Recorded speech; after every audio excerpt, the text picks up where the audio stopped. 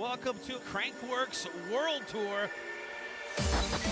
Back to the future. 2 courses, 2 runs, 2 riders. Win and you advance, lose and you're watching from the sidelines. Just 3 events to go here at Crankworx Whistler. It's your giant dual slalom presented by 100%. Watch the gate.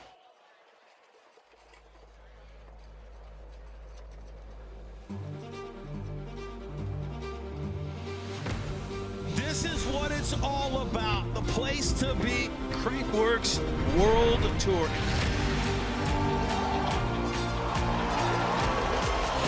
Here we go. Several dimensions are shaping victories. Oh, stopping it! So perfect, this is ridiculous. The best mountain bike riders on Earth. Check the time here. Can he keep it up? He enters the final straightaway first. He does! Oh, just barely too short. One queen and one king will claim the title of best all-around mountain biker on the planet. Whistler, BC, the epicenter for mountain biking and ground zero for Crankworx. This is the 4th and final stop of the Crankworx World Tour. Today, we welcome the best dual slalom riders in the world to compete for the ultimate supremacy in the giant dual slalom presented by 100%. I am joined by pro rider himself right here, Andrew Needling, a man who's gotten 4th in this very discipline before. Andrew, what is it going to take to get on the podium on this one? I'm excited to be here. It's one of the best formats of racing. You're racing alongside your fellow competitor, but you've got to keep in your own mind and focus on your own game to win that race. Okay, the focus part is got to be on the start. That could really make or break your competition today, couldn't it? Exactly that. You want to get a wheel ahead and put some pressure on the guy behind you, maybe make some mistakes. All right, well, let's talk about some of the riders. We should look for a man who's in charge and the king of Crankworx trying to make things happen, Adrian Larone. Man, he has had an amazing Crankworx out here in Whistler. That he has. He had some unexpected wins, like in the Air DH, and clearly the man to beat in the King of Crankworx. Well, it comes down to it. That's the guy who's solid stuff. Let's talk about Mitch Ropolato. This man could bring his A game to the party. Very consistent this week, but he didn't quite get that win that he was looking for. So I think tonight we need to put our eyes on him. He qualified fastest. All right, let's talk about last year's King of Crankworx, a man who could do nothing wrong last year. This year, he's out of touch for the King of Crankworx. We're talking about Thomas Slavic. Yeah, Slavic again. Missed some of his marks on some of his races. Didn't get the results he's quite hoping for, but he's got another chance tonight. Well, how did he do it last year? Because he took the win out here last year. Let's take a look, rewind the clock 1 year ago and look at Thomas Slavic going to work in his office in a giant dual slalom. Yeah, he was up against Bernard Kerr, a man also that won King of Crankworx that previous year, but Slavic, a man of many talents and a great all-round rider coming from the 4-cross background. This suits him so well, this slalom format. Super fast out the gate, he would go on to win and take the King of Crankworx title. Well, when you're facing Bernard Kerr, you got to bring it, and Thomas Slavic brought it, ended up being the King of Crankworx last year with a win like that. Well, that was a very memorable moment for Thomas Slavic on his way to the King of Crankworx last year. Also brings us to this year in our top 5 memorable moments here at Crankworx. And it brings us to number 5 to start things off. Well, a lot of amateurs and a lot of pros making it look easy, but the amateurs not making it look so easy, Needles. No, the pros really do make it look easy. As you see, one of the amateurs dropping into this horrendous section and taking it luckily on the chin piece. He would be okay and he would go on to finish the race, but that just shows you what the pros do. They make it look so easy. Line choice paramount on that one. Now let's talk about moment number 4 from Crankworx Whistler. Oh yeah, you gotta like this. Tom Van front flip. Yeah, I mean, he chucks the backflip bar spin, but then he goes on front flipping. Big one here in the dual speed and style. And not just landing it, sketchy it off, putting it down hard. Moment number 3, wow. These 2 women have battled it out 4 different times for the gold medal this year. Last night, back at it again. Yeah, nothing different for these 2. See themselves in the final again. This was all for the series as well. Whoever took this race would take in the Pump Track Series title. So not only a gold medal to Caroline Buchanan, but this Pump Track Series title as well. Nicely done, Caroline Buchanan, and she was all smiles after that. Moment number 2, let's talk about this one right here. Homeboy winner. Yeah, he was battling all day long against Sam Hill. Sam Hill actually had the lead going into some of these final stages, but Jesse came home and he won it in front of a huge hometown crowd. Boy, and that was a feel-good moment. I mean, you heard the crowd getting behind Jesse Melamed all day long. He comes out, supports the crowd, drops the win, and it was all about the celebration. Moment number 1, how about this one? Adrian Lerone going against Thomas Slavic, the king of Crankworx from 2016. Yeah, he was looking for big points here. He would go on to take this win in the dual speed style and further cement his name at the top of the King of Crankworx standings. But he wasn't done. A big surprise. Fox Air DH, Adrian Lerone coming out swinging for the fence on this one.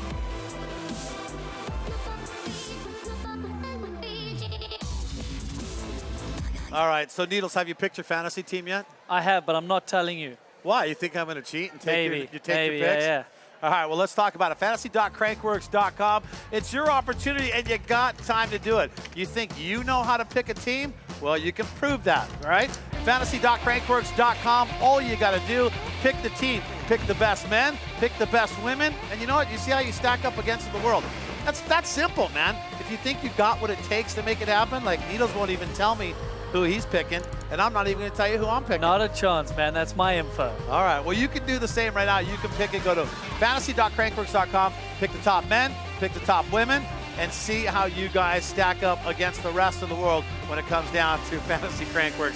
And it's a lot of fun playing that one. All right. Now, it's not brain surgery, but how do you break down the format here today, Needles? Well, Brad, it's pretty simple. We got the giant dual slalom. We got 2 courses. You're going to take a run on each. Lowest combined time will advance. We're going to see the top 16 men and the top 8 women. Hey, that's your format right there, breaking that one down for you. And a guy who's in the lead for the King of Crankworx, we got him on the line right now with Andrew Needling. We're talking about Adrian Lerone. Adrian, you've had an unbelievable week. You took the win in dual speed and style. You took an unexpected win in A-line, and then you racked up enough points to take the Pump Track Series title. How do you stay motivated coming into the event tonight?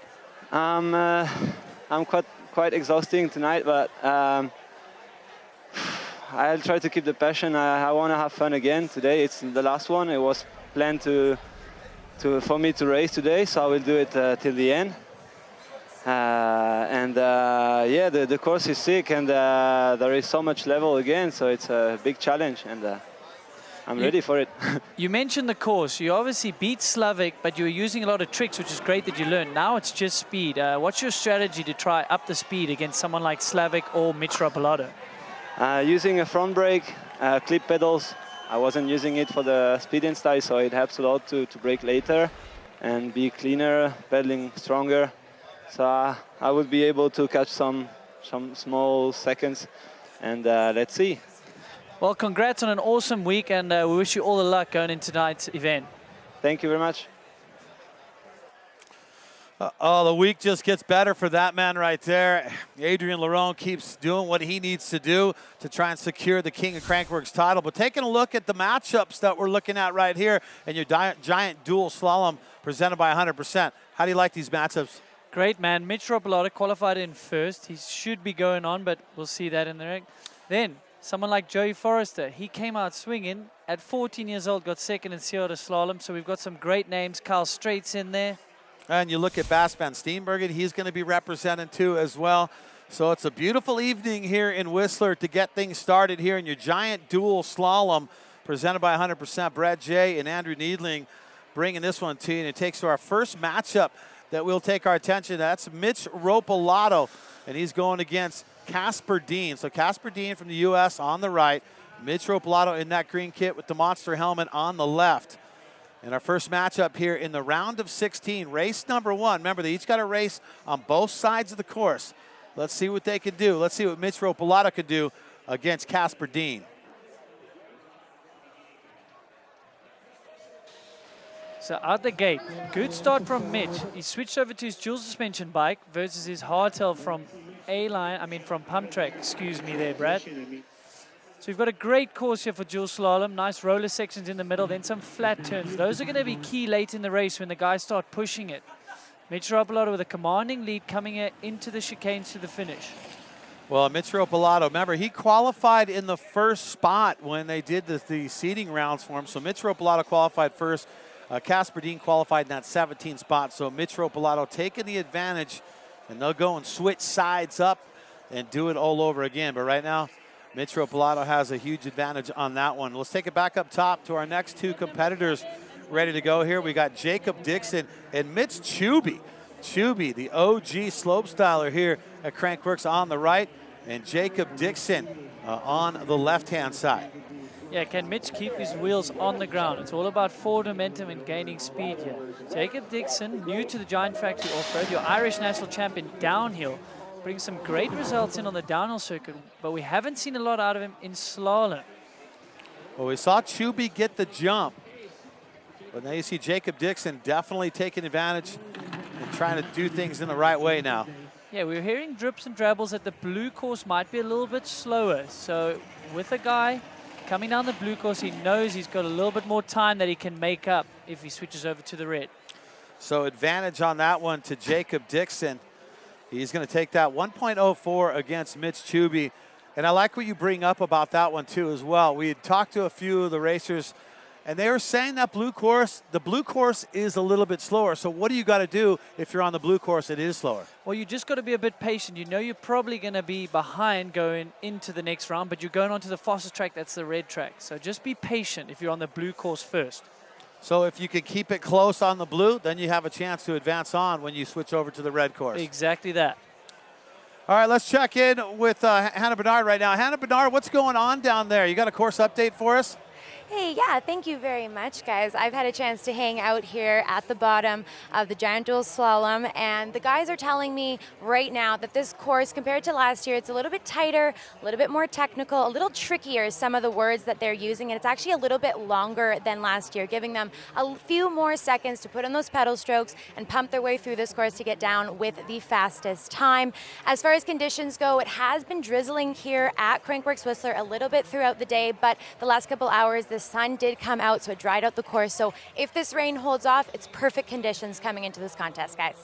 Thank you so much, Hannah, right there, breaking it down. A little bit of drizzle. I think maybe that keeps the dust down just a little bit for the racers out there. So we'll go back up top and get our next two pairing ready to go here. We're talking about these next two guys you can see in the start area.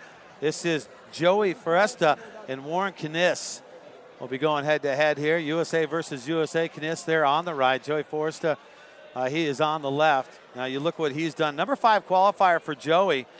Second at Sea Otter in the slalom at just 14 years old, and that's a tough one to be able to do that. We'll see what Kniss can do, the number 21 qualifier. Here we go. Joey with great start. Like you said, he's got quite the racing pedigree already at only 15 years old.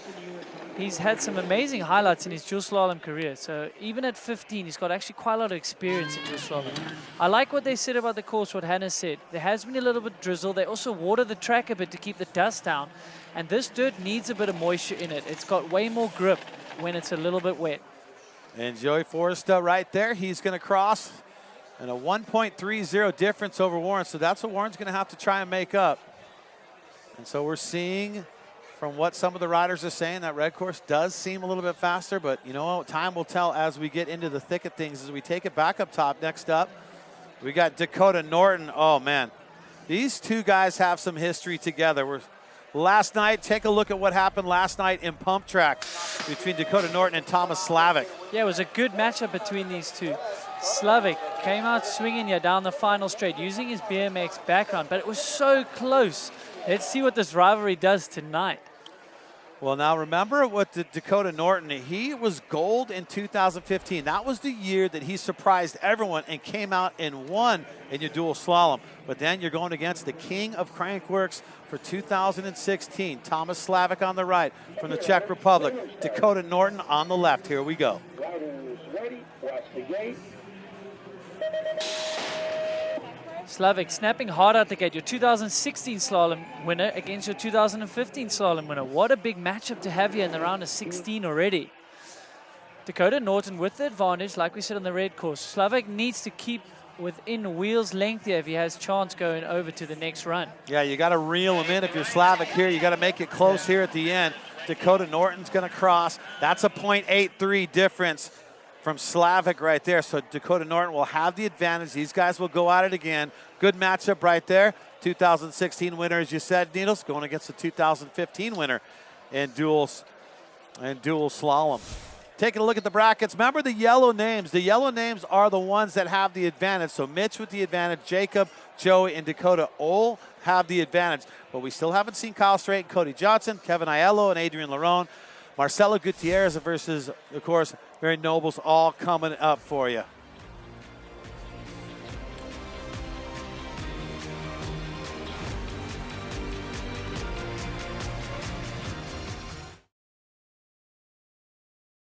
Drivetrain that works better. We're trying to improve upon the things that we had done. Introducing the all-new SRAM GX Eagle drivetrain. No matter what kind of rider you are or the kind of terrain you might ride, Eagle is simply the best. GX Eagle drivetrains have a range of gears that rival or flat out beat most 2x systems. Engineered in Germany, made for the world. This is GX Eagle.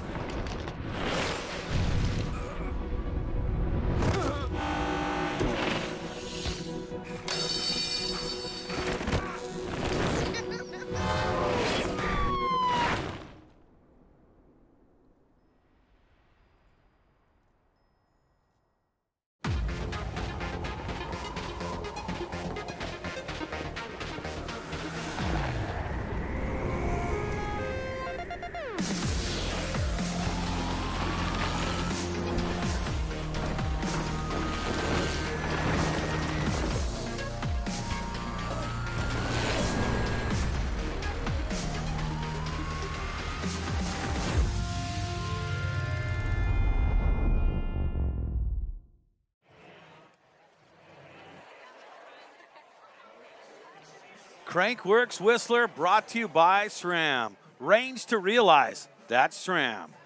And speaking of Crankworx Whistler, where are we? Well, let me show you exactly where we are. Let's zoom on in here. Whistler, BC, about 2 hours north of Vancouver. A little slice of awesomeness for mountain biking called Whistler. And when you talk about Whistler, you got to talk about the trails, Needles. It's one of the most famous, if not the most famous place to ride a bike. We've got 3 lifts, 97 trails. We've got anything from World Cup downhill trails to beginner trails, intermediates, pump tracks, everything. And then on top of that, you can go to the top of the world. Well, top of the world, premier alpine mountain bike riding at its best. And it's called top of the world for a reason, because the views from up there are absolutely epic. It's a must-do when you come to Whistler.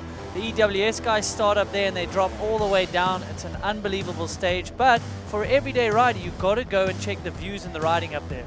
Yeah, it's one of the most technical riding that you can find. We talk about premier alpine mountain bike trails, the best in BC, top of the world for sure. Well, getting into the thick of things right now as we are high atop the GLC here, bringing this one to you live, your giant dual slalom presented by 100%. And getting into the thickest things, look, we've seen 4 matchups already. It's down to get into our next 4 matchups. And we got the number 3 qualifier going against the number 19 qualifier. Talking about Kyle Strait. Kyle Strait, you'll see he is on the left on this one. And he is going against Cody Johnson from the U.S., the number 19 qualifier. And Cody Johnson, he's been on the podium pump track before here at Crankworx.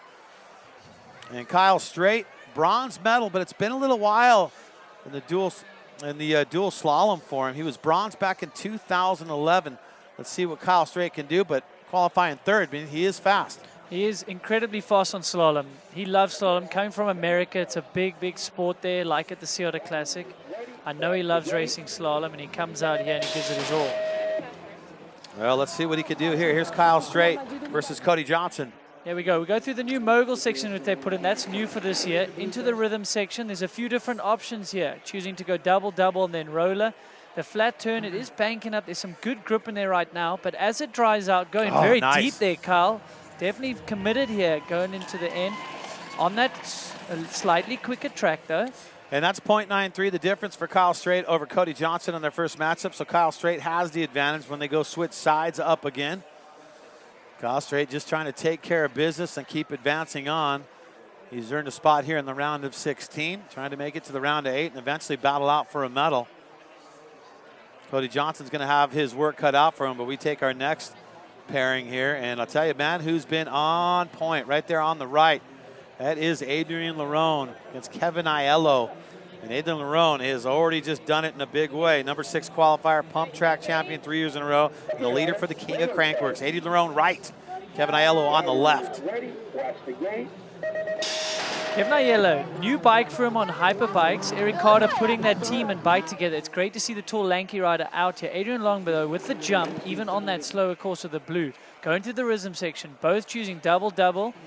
Bit late into the turn there for Kevin. Needs to make up some ground here because he's got the advantage of the track. There you go. You see where that course is a little bit faster coming into the end. Pushing nice to finish.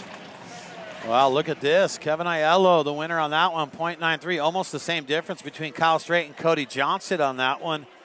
But I'll tell you what, man, he has been stacking up the points. Adrian Lerone has been on fire. Tell you what, he's in the lead for the King of Crankers. How's he doing it? Well, he's doing it in a big way. Take a look. What exactly defines the best mountain biker in the world? Is it someone that can ride any condition, an athlete that can take on any discipline, or is it someone who can take on all comers of the sport? When talking about the King and Queen of Crankworx title, the answer to all of these questions is yes. I've always watched who's in the lead and what events they've been doing. You see some surprise things like people just being consistent in one event and that really puts them up there. But I'm definitely not counting myself out yet. For the overall title, you have to be a well-rounded rider. There's no like, I'm just going to be a pump track person and that's it. For me, I feel like I have a really good grasp on well-rounded skills. To be honest, I didn't collect that much points this year, but I'm going to try my best to be good in these competitions. I'm going to try to win some of them and let's see how the other guys do. When people are starting to know you, it's a different pressure. It's good too because you have to push your limits, but you have to deal with it differently. I know a lot of people were talking about like the King of Crankworx. With the 2 wins in the pocket, that's something that you kind of have to think about. I know it's there. Obviously, it's something that I would like to get, but you always have to focus on the next one.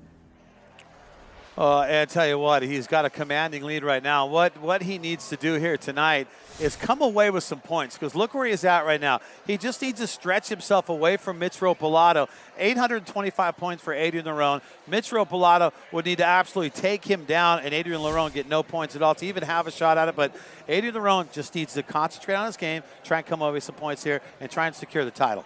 Yeah, that he does. Over to the racing, Marcelo Gutierrez, known more for his downhill skill set, but let's not take anything away from him. He did qualify in the 7th position, so he's shown some speed on the dual slalom. Our Garbanzo winner for the 5th time in a row.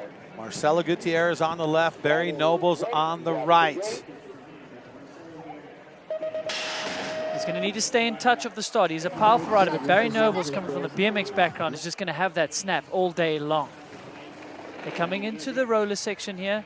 Both again choosing to double. Marcelo hanging up there a bit. He's going to lose a bit of momentum and clipping out. That's not going to help him. Barry Nobles putting some pressure on him coming down this final stretch.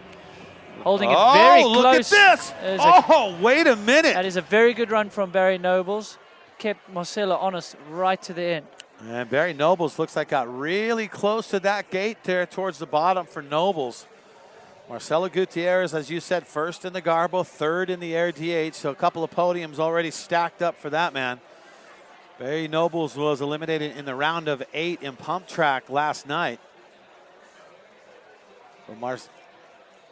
We might be, I think we're going to, let's take a look and see if we can see if he got around that gate, because it comes down to this. You could get DQ'd so easily. Watch the bottom section here.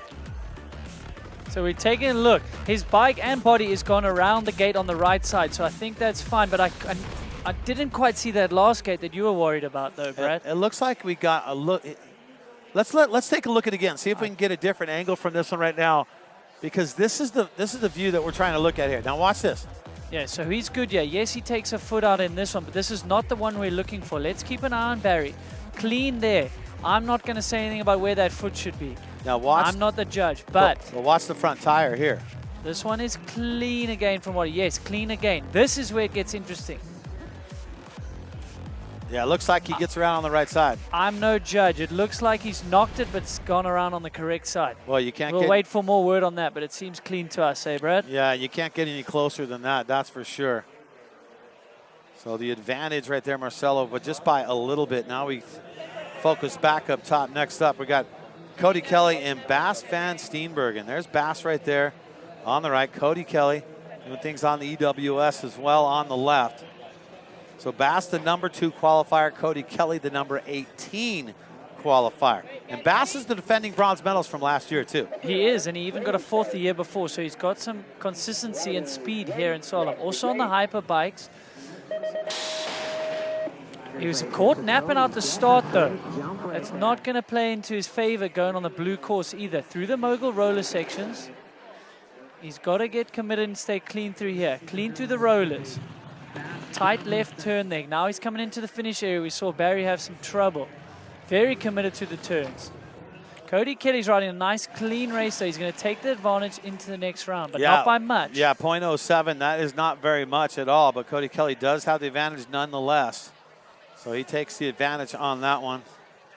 So we got one round in the books here in your round of 16. Let's take a look at it. Once again, remember the names in yellow. That means they all have the advantage, from Mitch Ropolato all the way down to Cody Kelly down at the bottom right there. All the names in yellow, they have the advantage when they go back up to it. Here's a reminder of our format here today.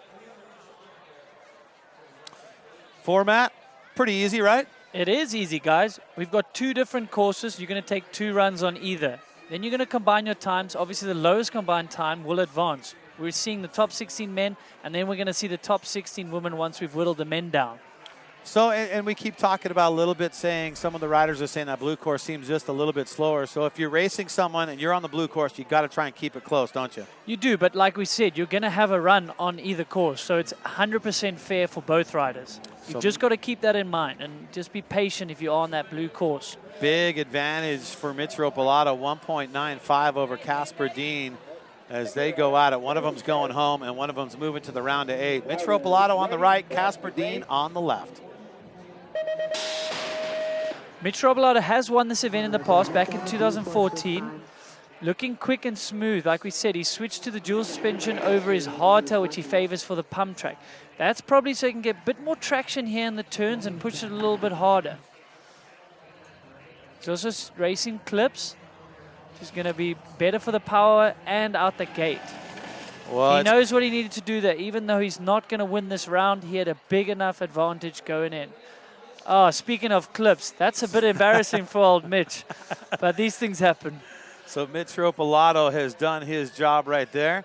Since he had such a big lead in their first matchup, Casper Dean is done for the day on this one. So Mitch Ropolato moving on, Casper Dean done. And now we take a look at our next 2, Jacob Dixon and Mitch Chubey. Now going to go head-to-head. They switch sides. Now Chubey moves over onto the red course. Yeah, the young Irishman getting a taste for Crankworx here, getting a taste for dual slalom. Hasn't done a lot of them in the past. Mitch Chubey's probably got a bit more experience from Canada, being at Crankworx, doing some slaloms. Oh, he's an OG slopestyler from the beginning, Mitch Chubey. Mitch Chubey on the left, Jacob Dixon on the right. Riders ready, watch the gate.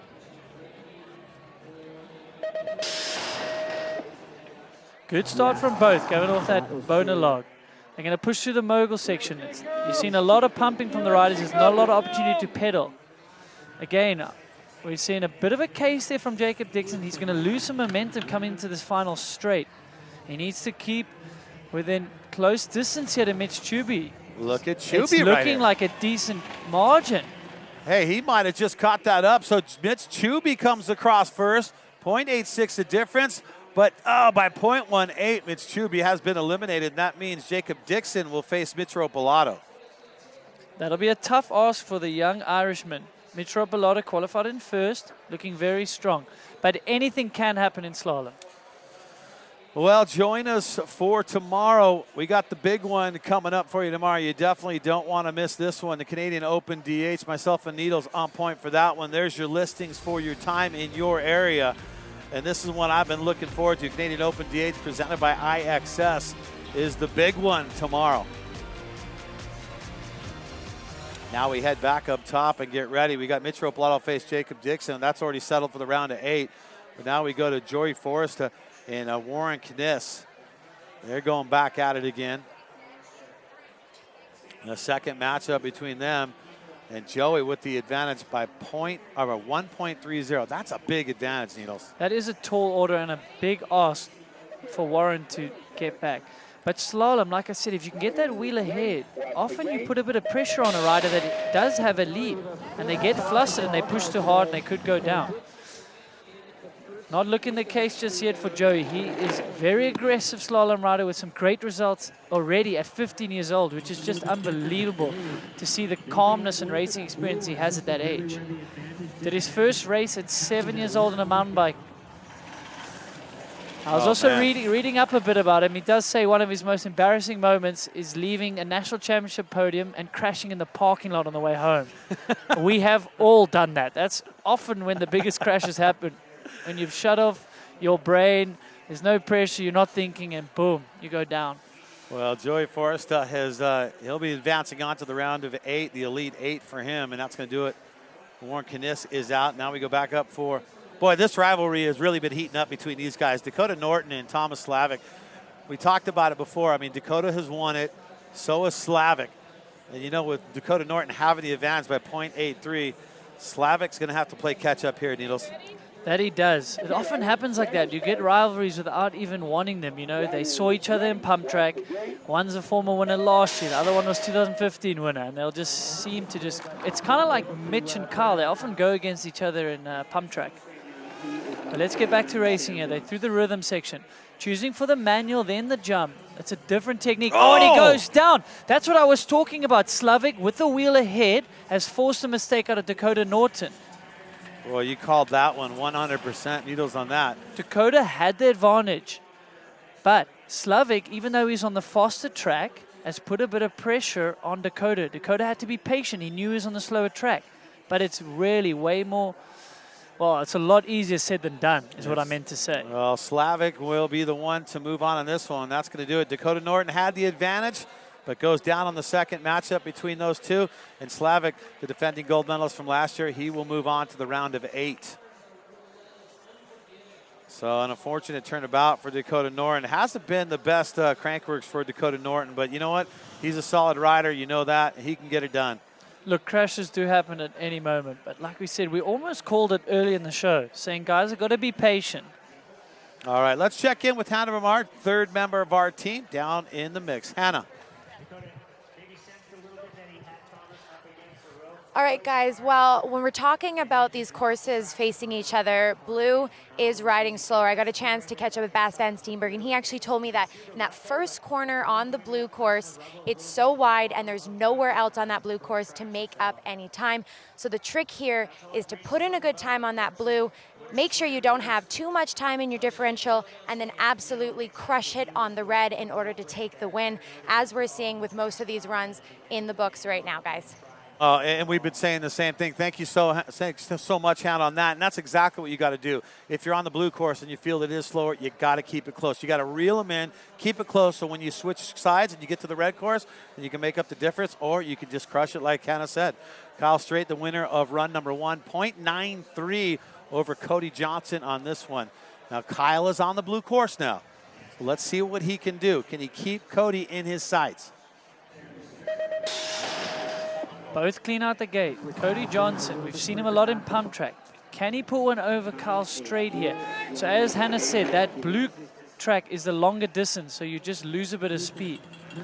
And this turn is tighter, so it's tough to hold speed about that turn there. Kyle Straight is keeping Cody honest here. This is where they lose a bit of speed on the blue course. But he's keeping it inside. He had quite a big advantage. I think it's going to well be enough for Kyle Straight. Yeah, Cody Johnson, the winner of their second matchup, but the 0.40 is the difference, but not enough to make up the difference. So Kyle Straight will be advancing on, and that is going to do it for Cody Johnson.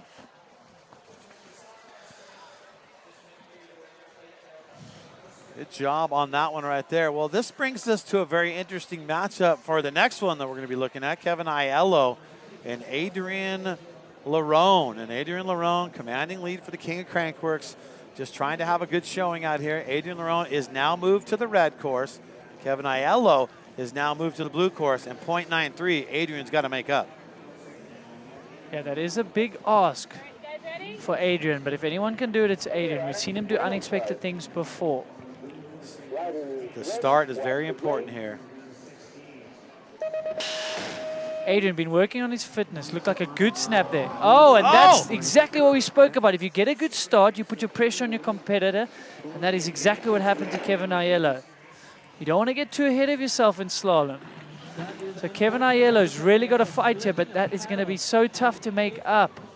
Adrian Lerone carrying on with his winning ways here. Oh, man, one of those things. He looks back at him right there, but you're racing. You can't really blame Kevin Aiello, Nitos, because you're racing Adrian Lerone. You know he's fast. He's been crushing it this whole entire week out here. So you got to do what you can, and just got the best of Kevin Aiello off the stop. Yeah, not at all. Kevin Aiello, normally on flat pedals, it's very tough to keep your feet on the pedals when you're pedaling. Sometimes you pull up and the foot just comes off the pedal.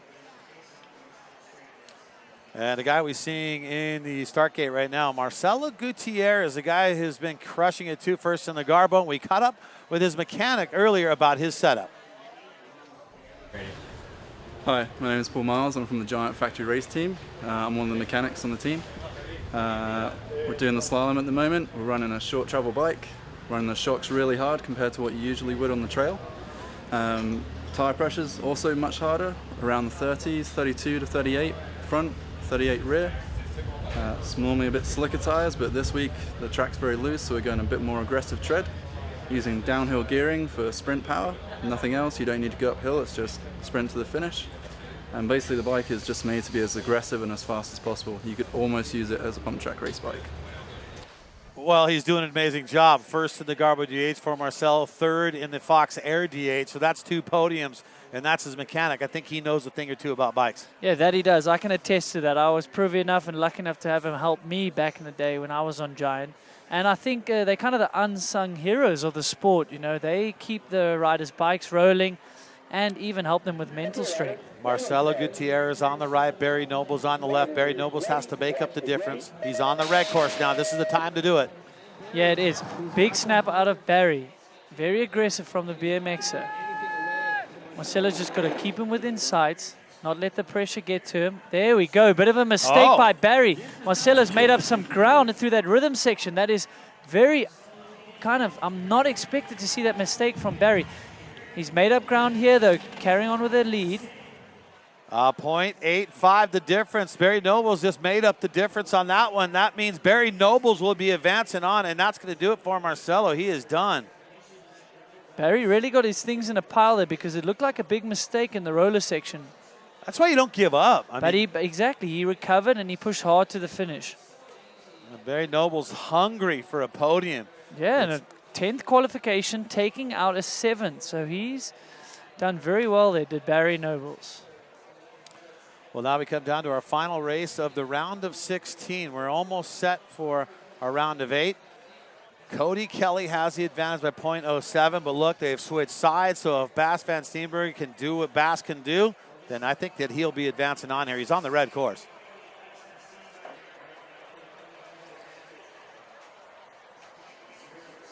Cody Kelly on the right, Bas van Steenbergen on the left.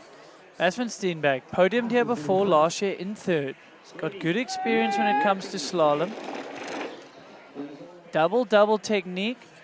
Perfect. Cody with a little case there, looking very clean coming into this final section, going a bit deep there. Big on the pedals there. He's looking very very aggressive there. So Bas van Steenbergen right there with the difference, 1.07. He has made up the difference. So Bas will be moving on, and that's going to do it for Cody Kelly. Well, let's take a look at the brackets now. We started with 16, 2 races in the books. Now we've whittled it down to our Elite 8. And there you go. You got Mitch Ropolato. He's going to go against Ireland's Jacob Dixon. USA's Joey Foresta. He's going to go against Thomas Slavic from the Czech Republic. Kyle Straight has moved into the Elite 8, facing Adrian Lerone. And then you got Barry Nobles and Bas van Steenbergen. They are going to be doing it in a big way. So the round of 8 is set for the men. Coming up, round of 8 for the women on the way too as well. Stay with us. It's your Giant Dual Slalom presented by 100%. Because fast never goes out of style. Because epic rides should actually be epic. Because steep is relative. Code was designed to deliver massive power and predictable modulation for braking control when and how you want it, on the longest descents and under the burliest loads. Better, stronger, faster.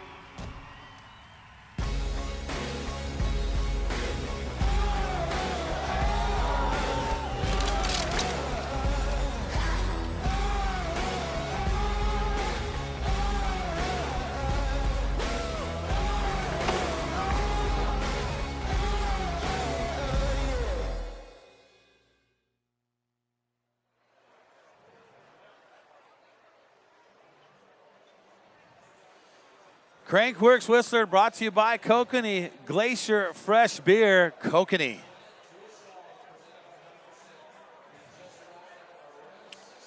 Well, it's not just about the men here in your Giant Dual Slalom. It's time for the women to take to the course. We got the round of 8 set, and your number 1 qualifier going against your number 8 qualifier, Jill Kittner, going against Danny Johnson here. That's USA versus USA on this first matchup. Now, we talk about Jill Kittner for a good reason. She's going for the 5-peat. 11 years that the Giant Dual Slalom has been going on, and Jill has got 4 straight right now and 6 wins in 11 years. It's just unbelievable. We managed to see her take the 5-peat in the A line. So can she do it here in slalom tonight? Bit of a disappointing finish for her last night in the pump track. Finished second and then second in the series. It's a bit unlike her. We know she's going to be motivated for tonight. Well, she's going against the number 8 qualifier, so she should be able to take care of business. She's also on that red course, but mistakes happen. We've already seen that. Jill Kittner in the Red Bull helmet. She's on the left. Danny Johnson, also from the U.S., on the right now. You know what they say, you can't count your chickens. Is it the chickens, or you can't count the eggs? I'm not sure. You sure. can't count your chickens before they hatch. Here we go. Number 1 qualifier versus number 8. Jill Kittner out the gate. Coming into the mogul section. Jill with a hop into the backside there. Now into the rhythm section. Jill goes roll, roll. So no jumps or manuals just yet. I feel like they need to get on the jumps there to get a bit more extra speed. Jill with a commanding lead coming into the finish area. She'll take that over to the slower blue course, but this is a very big lead. Yeah, look at the lead. Here's the number that she's going against, 2.62. That's when you're the number 8 qualifier going against Jill Kittner, who's won this thing 4 in a row. That is almost unsurmountable right there. Yeah, you're really up against it. Coming out, you're probably a little bit intimidated in the gate as well. Of course you would be. I mean, you got to think so. She's stacking it. Looked like she was almost shaking in the gate there going against Jill Kittner. Wouldn't you be? Yeah, I think would be. I would be. That's probably half the reason I retired. I don't want to get beat by Jill, and it would easily happen. Next up, Keilani Hines. We saw her last night in pump track. Now, remember this last night, what happened to her in pump track? Take a look at this one. She was moving on, and she looked so solid until something happened in a bad way right here. Yeah, let's stop it right here. As you can see, there's that blue flag. Problem here is she's meant to go on our left of that. And she doesn't. She makes a mistake in that berm, and all she can do is she goes on the wrong side of that flag. She ended up getting DQ'd, Brad. And she had the win. She had the lead. She was going to go into the round of 4, but that cost her night in pump track for the new one here. Now let's see if she can erase that from her memory bank. Keilani Hines on the left, and she's going against Caroline Washam on the right. USA versus USA here. You know she's got to be hungry, Needles, especially after what happened to her last night. Okay, riders, random start.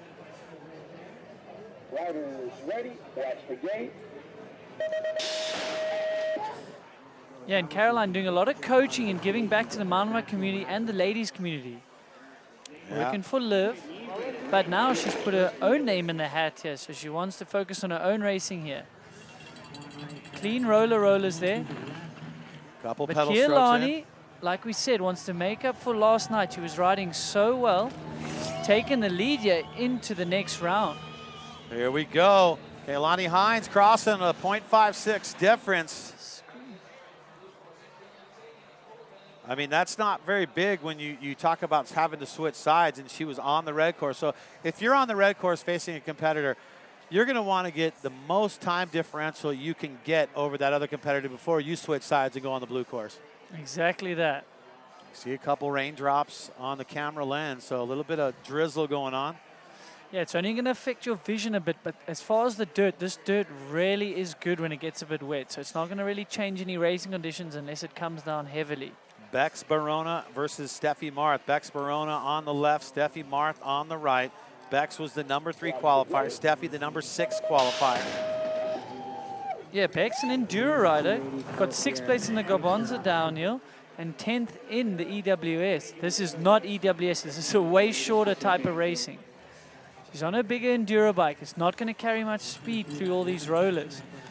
Drops her foot out there for safety.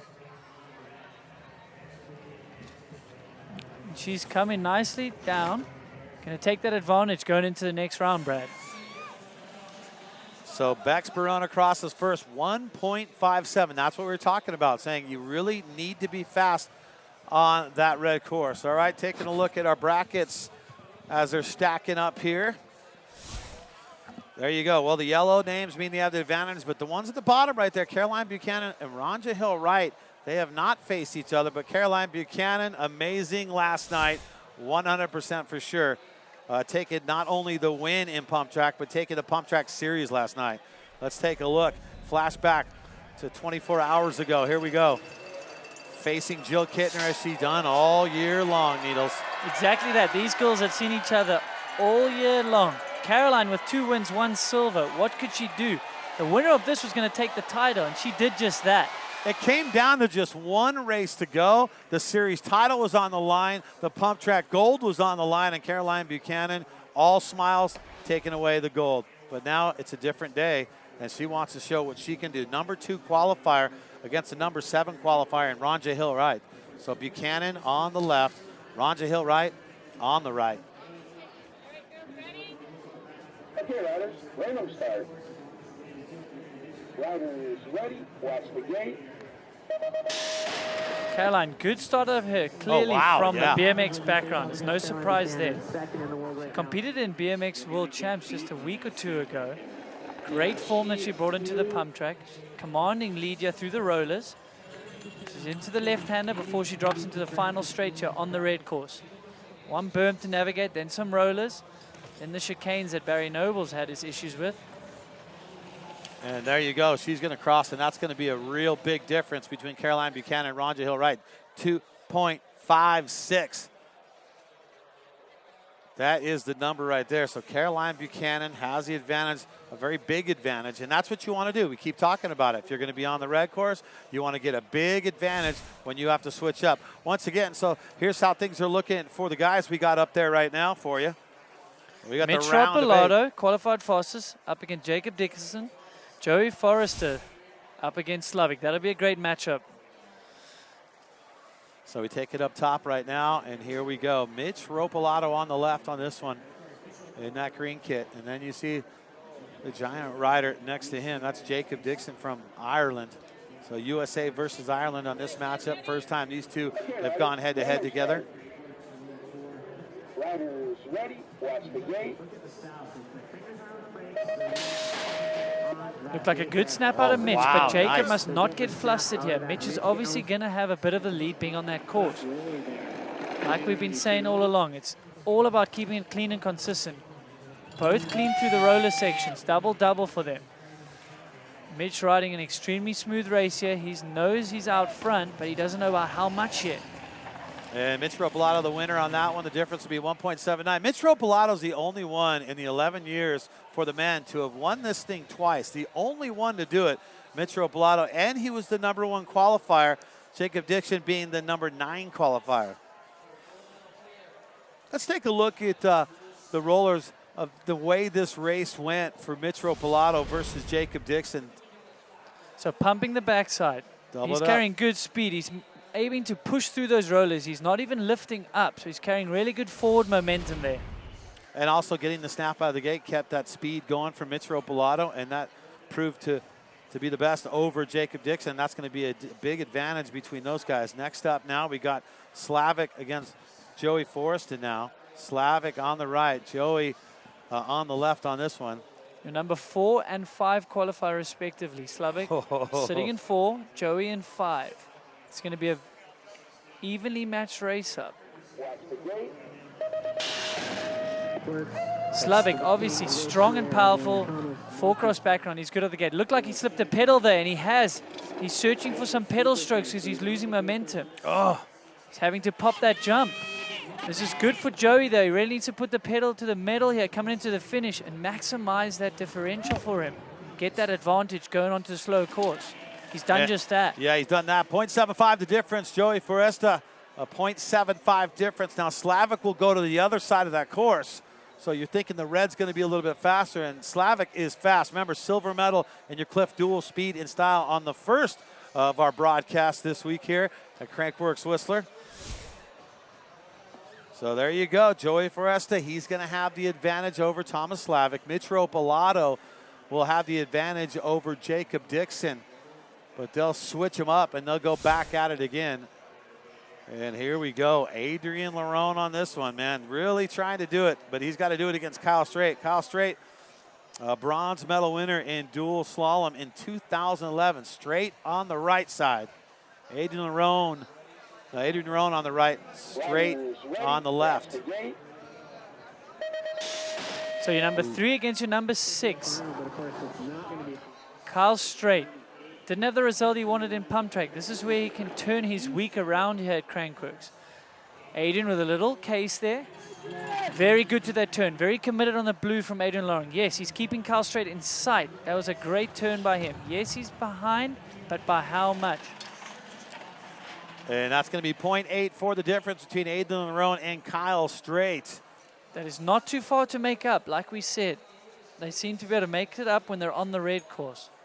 And that's what you got to do when we keep talking about the red course being the faster of the one. If you're going to be on the red course, you want to have a big advantage before you got to switch over to that blue course. Yeah, and slalom, even if you don't qualify too well, obviously the better you qualify, the better brackets you're going to have. But you have a few good rounds and you gain some momentum and you get faster as the night goes on.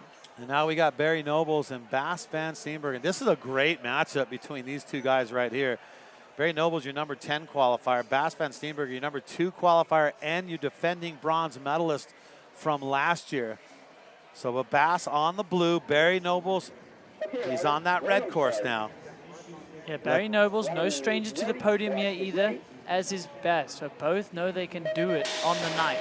Well, here we go. The snap going to Nobles. Clearly, big snap there. But Bas keeping him honest. He knows he's got to push harder and keep him within sight.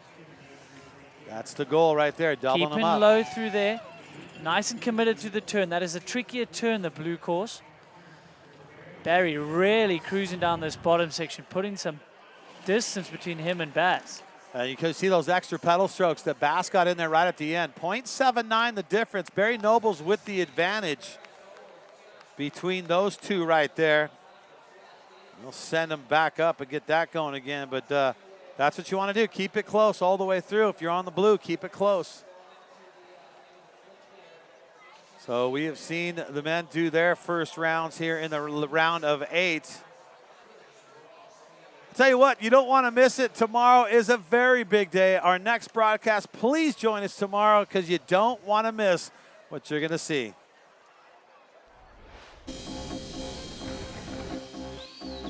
It is here. The race known for its ruggedness, for its over-the-top fans, and for its list of champions. The Canadian Open DH presented by IXS. One last race to decide the Crankworx Downhill World Champion. North America's most lucrative, most innovative, most prestigious race is a go. Live from the epicenter of all things mountain biking, watch all the action from Whistler on Crankworx.com. Oh boy, we look forward to that show. That's going to be the big show tomorrow. Your Canadian Open Downhill presented by IXS. Our final downhill competition taking place tomorrow. Join us for that. Now, looking at the ladies here at the round of 8. Once again, see the yellow names. Jill Kittner, Kailani Hines, Bex Barona, Caroline Buchanan. All of them have the advantage here in the round of 8 as we get them going again for their second matchup here, Needles. So, Jill, wanting to make amends for last night. It was so close between the two of them. But Caroline edged her out in the pump track. This is really where Jill comes alive, though, in the slalom. Well, let's show you last night once again here with Jill Kittner and Caroline Buchanan. 4 times they have faced each other this year on the Crankworx World Tour. Again at it last night. It was almost a dead heat between these two. Jill not having the best start, but she made up some ground here coming down the final straight. It was so tough to call, hey, Brad, coming into this finish line. If you remember, now, Jill crossed the line first there, but because of their first matchup, Jill stumbled kind of out of the gate, as you had mentioned, and that put her behind trying to play catch-up. Pump Track Series champ Caroline Buchanan, and the gold medal in Pump Track as well. So congratulations to Caroline Buchanan on that one. And that was last night. Tonight, whole different race. Jill Kittner, game face on, qualified in first. And look at the advantage she has, 2.62 over Danny Johnson right now. And supposedly the blue course is slower. Let's see if that affects Jill Kittner here on the right. Big BMX background. Now with the chains on versus last night. It's not going to slow her down out the gate. She really works on her all-around mountain bike, from downhill to pump track to slalom. That's good that we saw her do the jump. She did the double, then into the roller. So gaining a bit of momentum there is Jill. But Jill, ahead on the blue as she was on the red, she's going to go on to advance, barring a mistake here in the final chicane. She hasn't won it 4 straight times for nothing when it comes down to it, Andrew. I mean, you think about what she's done. It's been 4 straight times. She's going for the 5-peat. She's won it 6 times in 11 years, and she's the only one to have done that feat at all. Yeah. Easily almost the undisputed queen of Crankworx and leading the points again this year. Well, shirt off the tracks, the jersey auction is going on with our EWS athletes. All the proceeds from shirts off their tracks will go to the brain research through the BC Brain Injury Alliance. You can bid on all these jerseys right here and know that all the proceeds will go to brain research through the BC Brain Injury Alliance, your Brain Injury Canada, and your International Brain Injury Association for an amazing cause. Crankworx always involved in amazing causes, that definitely being one of them right there. And now we take a look at our next matchup here. Lonnie Hines on the right. She has a 0.56 advantage over Caroline Washam. Caroline Washam, number 4 qualifier. Hines, the number 5 qualifier, so they're pretty evenly matched. Very evenly matched, like we said. Caroline, former racer, but doing a lot more coaching, but she's obviously come to Crankworx, wants to have some fun, so she's going to compete in the racing. Nice jump for Kailani. I like that line. Definitely carry some more momentum into the rollers doing it that way. Her and Jill, only 2 girls I've seen do that so far. Remember, she's on the blue course, so she's got to keep it close here. Yeah, and it looks like a bigger deficit than she wants. She needs to make up some ground here. 1.46. Caroline Washam, the winner on that one. Now we go to it, and Caroline Washam has advanced on right there. She has done it. So the good news is she's moving on. The bad news is she has to face Jill Kittner. Yeah, the coach is serving up some lessons in the flesh and the racing. That's the tough part right there. You're happy to be moving on, but you're not quite feeling so strong against Jill Kittner, the #1 qualifier who's won it 4 straight times. Now we look to Bex Barona on the right. 1.57 the difference over Steffi Marth. But now Steffi Marth has moved to the red course. Can she make the difference up on the faster of the 2 courses? Yeah, Bex Barona went on a family holiday up to Fort William. That's the first time she even started trying to race bikes. Had a go on bikes, and next thing she's racing downhill and into enduro. Looking very good here in the slalom, holding the lead so far. So both girls opting for the roll option here. Not the jump like we saw at Jill and Kalani though. It's definitely slower. You need to get the wheels in the air in that through that section. So she had a big lead here, which I think is going to be enough to advance. Yeah, Steffi Marth, the winner, 0.32 over Bex Barona, but Bex Barona will have the advantage because she had a big lead going into that one. So Steffi Marth is done. And Bex Barona will move into the final 4 for the women. So good stuff out of her right now. Well, let's take a look at the women's brackets right now. Now that we've seen a bunch of races getting done here in your giant dual slalom, presented by 100%. There you go, Jill Kittner. She's into the semifinals against Caroline Washam, USA versus USA. And then you got Bex Barona. Who's she going to face? Well, it's either going to be Ronja Hill-Wright or it's going to be Caroline Buchanan in this one. So now we send them up top to get started again. Now Caroline Buchanan has switched sides now. She has the advantage, but now she is on the blue course. And you got Ronja Hill-Wright. Now she is on the left. Australia versus Australia, but that is a monster time to try and come back up. That is a big ask. Caroline also coming off some great momentum from last night. Big snap out of her. That's not good for Rona. She's got so much ground to make up. It's really against her now. Caroline Buchanan just needs to ride a smart race here, get it into the end, go into the semi-final. Clean through the turn there. The inside one is more tricky than the outside, although shorter. You don't want any mistakes here if you're Caroline Buchanan. Now you still want to push it, but you don't want to ride too safe. That's when you get a bit tight. Yeah, but when you have that, yeah, exactly. But the advantage is she had that 2.56, so she takes that advantage, adds another 0.51 on it, 3.07. Caroline Buchanan means business here tonight. And she is into the semi-final #2. Well, let's. All right, well, this is how the semifinals are going to look for your final 4 for the women. There you go, Jill Kittner, Caroline Washam. Yeah, they'll go head-to-head, and we'll get them going. And Bex Barona will go against Caroline Buchanan, the winner of the Pump Track Series and the Pump Track Gold last night. You know, speaking of Pump Track, the guy that's synonymous with the Pump Track, that man right there, Mitch Ropolato.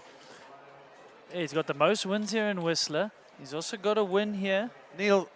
Needles, walk us through last night with Mitch Ropolato. Let's talk about what I noticed about Mitch last night in the pump track. He switched to clips, and it made him way more aggressive and be able to commit to the pump. You can see him really forcing that back wheel into the ground, but keeping his feet on the pedals. Well, and if you're going to battle for the gold, you got to be aggressive, and that's exactly what Mitch Ropolato was all about last night. Yeah, and he got so aggressive. We're going to stop it up here. He's coming up. He gets so aggressive. He basically runs off track there, Brad. But luckily, he's keeping a forward momentum, and he rode away from it. If he can keep doing that here in slalom, he's going to have a shot at it. Absolutely beast mode for Mitch Ropolato yesterday, and comes away with the silver medal. Good showing by him, but he was 100% focused. You got to think that he's going to need that against Jacob Dixon right now. He does have the advantage over their first matchup, so now they switch sides. So Mitch Ropolato goes over to the blue course, so he's on the right, and Jacob Dixon from Ireland moves over to the red course, and he is now on the left. So straight up game face time between these two gentlemen. 1.79 the difference that Jacob's got to make up on that red Dixon's course. got to come out firing out of this gate and force a mistake from Mitch. We've seen it before. If you can just get a wheel ahead, force some sort of mistake. But Mitch with a great start. Wow. He really has been working on this start. Through the roller section, very clean. Eyes in the slow berg. Going to the double-double. Little case there from Mitch, but he's clean. He's clean to that inside right, and that's what he needs to do. Going a bit deep there and a bit tight into that corner. Mitch knows he had a big lead, so he doesn't need to do anything crazy here. Yeah, no mistakes right there. Point 11, Jacob Dixon takes him on the second matchup, but the advantage is definitely going to go to Mitch Ropalato, and he'll be moving on right there. So congratulations to Mitch Ropalato. Good stuff out of that. Jacob Dixon has been eliminated. Let's send it down to Hannah Bernard. She's standing by there with Mitch Ropalato. Hannah.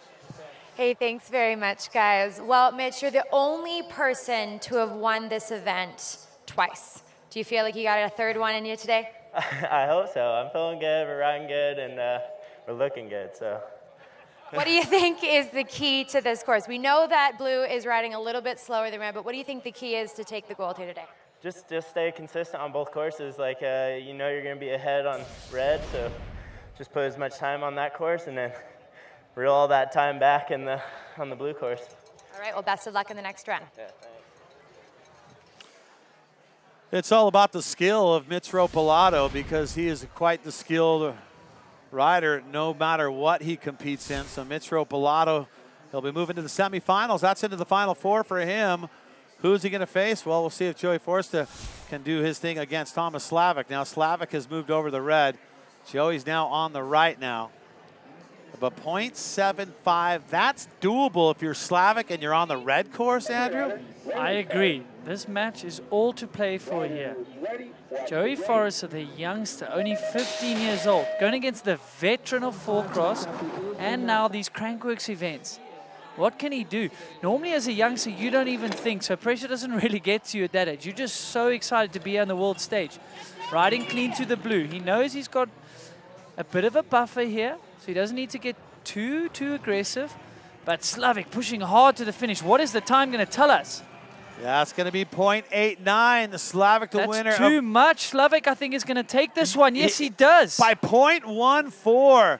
The veteran against the rookie right there, and Slavic showing you his skills. He'll be moving on to face Mitch Ropalato.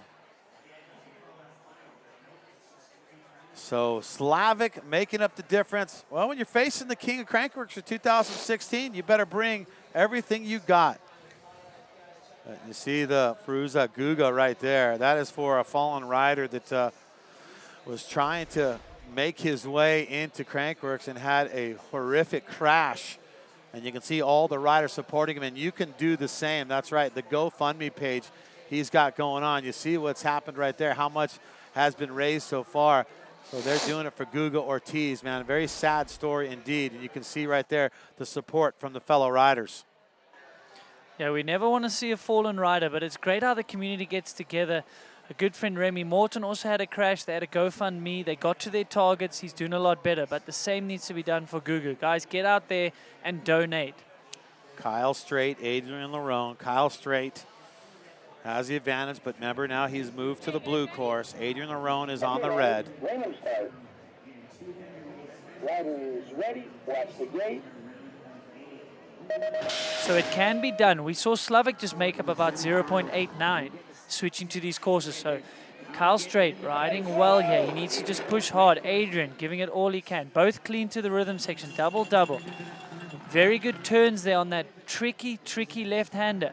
Strait within striking distance here. He's got to keep it close. Strait's got to keep it close. Good enough for him, I suppose. Yes. Adrian Larone, the winner of that one right there. But the difference, Kyle Strait had the advantage by 0.21, so Kyle Strait is moving on to the semifinals, and that does it for Adrian Larone. He is done. Kyle Strait, it's been 2011 where he got the bronze medal, but let's send things down to Hannah Bernard, see if we can get a word with Lyle. All right, Kyle, you just took out Adrian Larone, who's been having a pretty good week this week, but you've been on the podium in this event before, 2011 with the bronze. Do you feel another one here today? I won back in 2009 as well. Okay. But no, I'm just having a good time, and slalom does rule, so everybody get loud out there. All right, what do you think about the difference between these two courses? What do you think the trick is? It's mainly just that flat corner right before that big roller. That thing's all blown out, and it's super hard to just stay upright. All right, well, we hope to see you get another podium here today. Kyle Straight going into the next round, guys. Well, Adrian Lerone may be out of this one today, but he's not out of the running for something that's pretty prestigious. There you go right there. It is official like a referee's whistle. Adrian Lerone will take the King of Crankworx for 2017 with all the finishes he's done. Congratulations going to Adrian Lerone. He is your King of Crankworx for 2017.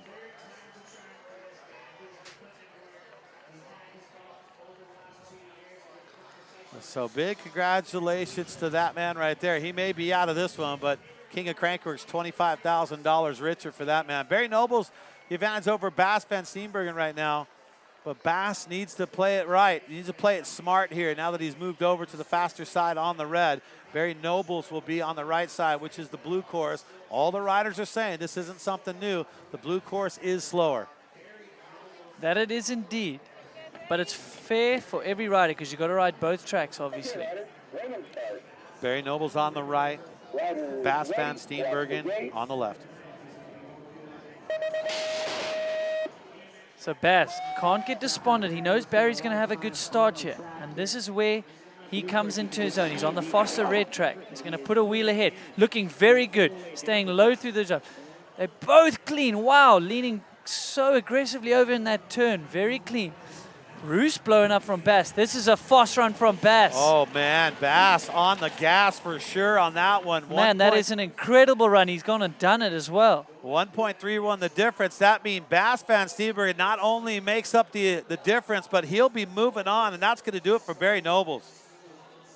That was an aggressive run from Bas. He knew he was on the faster course, but to go so hard, and he won by way more than he needed to. Well, we started with 16, we dropped it down to 8, and now the semifinals are set with our final four. Mitch Ropalato against Thomas Slavic, USA versus Czech Republic on that one. That's one heck of a matchup, that's for sure.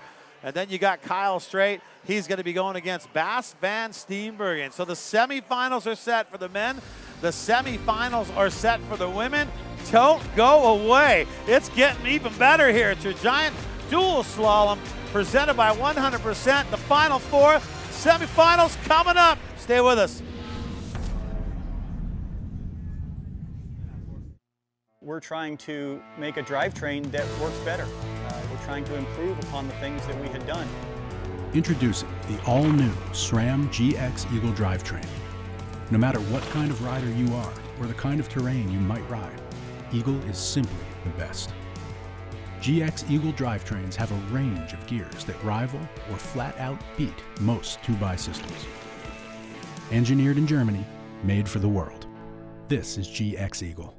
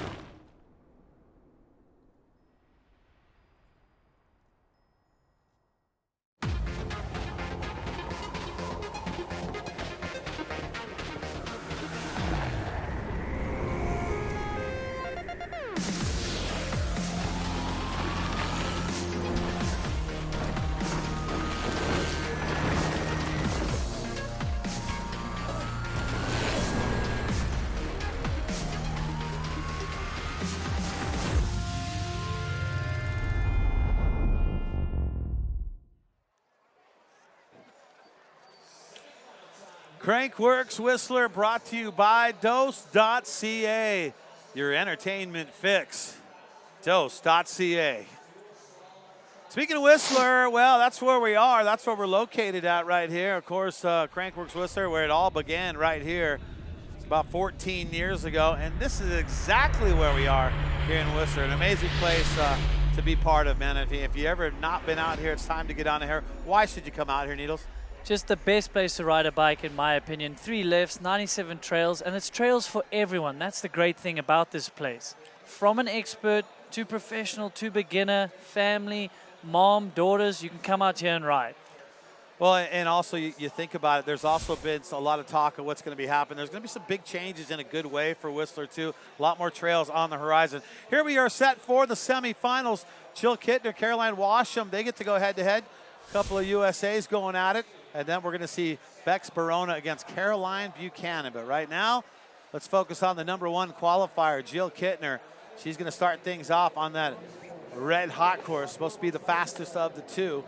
Caroline Washam will go over to the right side. That is the blue course. Kittner versus Washam here. And remember, they're going to get a run on either course. Then they're going to combine the times. Obviously, the lowest combined time is going to advance. Riders ready, watch the gate. So Jill with that big BMX snap. She's been to the Olympics, come home with a medal. She's gone home. She's prepared so well for this mountain bike event. Bit of a case here, but I'm glad she's doing that. She was rolling that the first few rounds. Now she's going double-double, getting more aggressive when she needs more speed in these later rounds. And she is definitely going to cross first, and she's going to cross first by a mile on that one. 2.41 for Jill Kittner. And that's what, you know, you talk about it. Jill Kittner, when you're on that red course, you just got to be fast. You got to be fast. And you were talking about something, Andrew, right there. You're talking about the doubles when it comes down to Jill Kittner on that, something she's trying to do to keep that speed up. Yeah, so she's coming out of the turn on the red. She's doubled the first one. Very good backside, and then going for the second one, which is great. Even going a bit deep there. Getting a bit bucked on that roller. I'm glad she's doing that double. Well, that's what's going to take to win things, and Jill Kittner looking solid right there. Let's check in with Hannah Bernard standing by. Hannah, what's happening down there? All right, Jill, you're one of the only girls to clear that double roller at that top section. How do you feel coming into this competition? Into the competition? Yeah, how do you feel? Yeah, feel good. I mean, you got to get the turns right, and it's kind of loose, so you got to feel it out the first couple of runs, but yeah. And you're going for the 5-peat. You've won this event so many times. How do you stay motivated to keep on staying on top?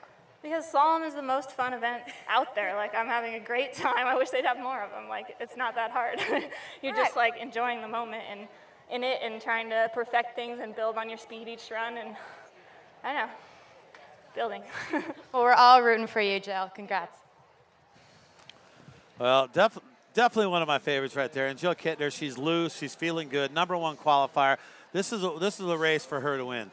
I like what you said. It really is most riders' favorite race to race. It's kind of the fun factor, but you've got the person right next to you. And when you go out getting through the rounds, you end up just riding at your best level.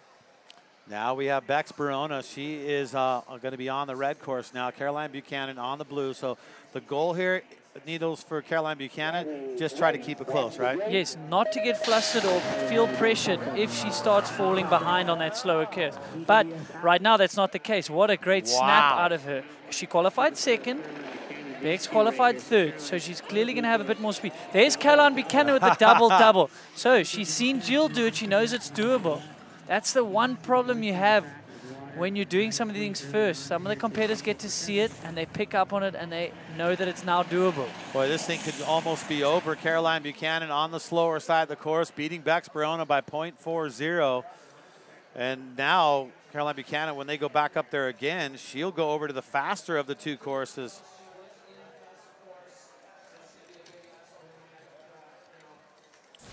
Well, we keep talking about the doubles. Take a look at Caroline Buchanan. She's all about the double-double, too. So here we go. Needing quite a lot of pop there, but she does it very, very clean. It's a technical jump because after the second double, as you land, there's another roller before the turn. You don't want to get too unsettled into that tricky left-hander. But I like what you said, too, is like she sees Jill Kittner do it, so she goes, well, it's doable. I can do that, too, and she proved it right there. And so if these two, Jill Kittner and Caroline Buchanan, go head-to-head, that's going to be one heck of a matchup. Yeah, and she can only hide that line so long, Jill. She has to start doing it and implementing it in the races. Well, we got the semifinal set for the guys now. Mitch Ropolato against Thomas Slavic. This is one heck of a matchup. And another one heck of a matchup is going to be Kyle Straight going against the man himself, Kyle Straight, facing Bas van Steenbergen. And you can see the Guga representation from so many of the riders. That GoFundMe page is happening. Get on there and donate. Thomas Slavic now on the right, Mitch Ropolato on the left. Mitch Ropolato on that red course, Slavic on that blue course. Slavic needs to keep it close, Andrew. Riders ready, watch the gate. Good start from both of them. Slavic a little bit more power out the gate, and he's on that inside track, so he'll have a wheel ahead. Here's where he slows up, and Mitch is going to gain some ground. Very clean through the roller section. Both of them through the tricky left there. Hard on the pedals, Mitch, putting a few extra pedals than normal. He's really confident and aggressive here coming into the slalom. And aggressive enough for a .46 over Slavic. Mitch Ropolato, the winner of their first matchup. .46 the difference. But Slavic's going to have a chance to answer back on that one. Yeah, you would have hoped for a little bit more. .46 is not a big gap here on the slalom. But as we go through the rounds, these riders are more evenly matched. So those differentials are going to be a lot smaller. All right, the first semifinal. That's the first race of the semifinal. Mitch Ropolato will take the advantage over Thomas Slavic. They'll re-rack those guys again. But Kyle Straight and Bas van Steenbergen have not gone against each other yet here. And you got Kyle Straight on the faster of the two sides, on that red side. So Bas van Steenbergen, he is on the right, on the blue course. What does Bas need to do to keep it close to Kyle? Well, he's got to push like he did in that previous round. Like we've been saying all night, not to get flustered if you're behind. Just ride a calm race, because you're going to go to the fast track next.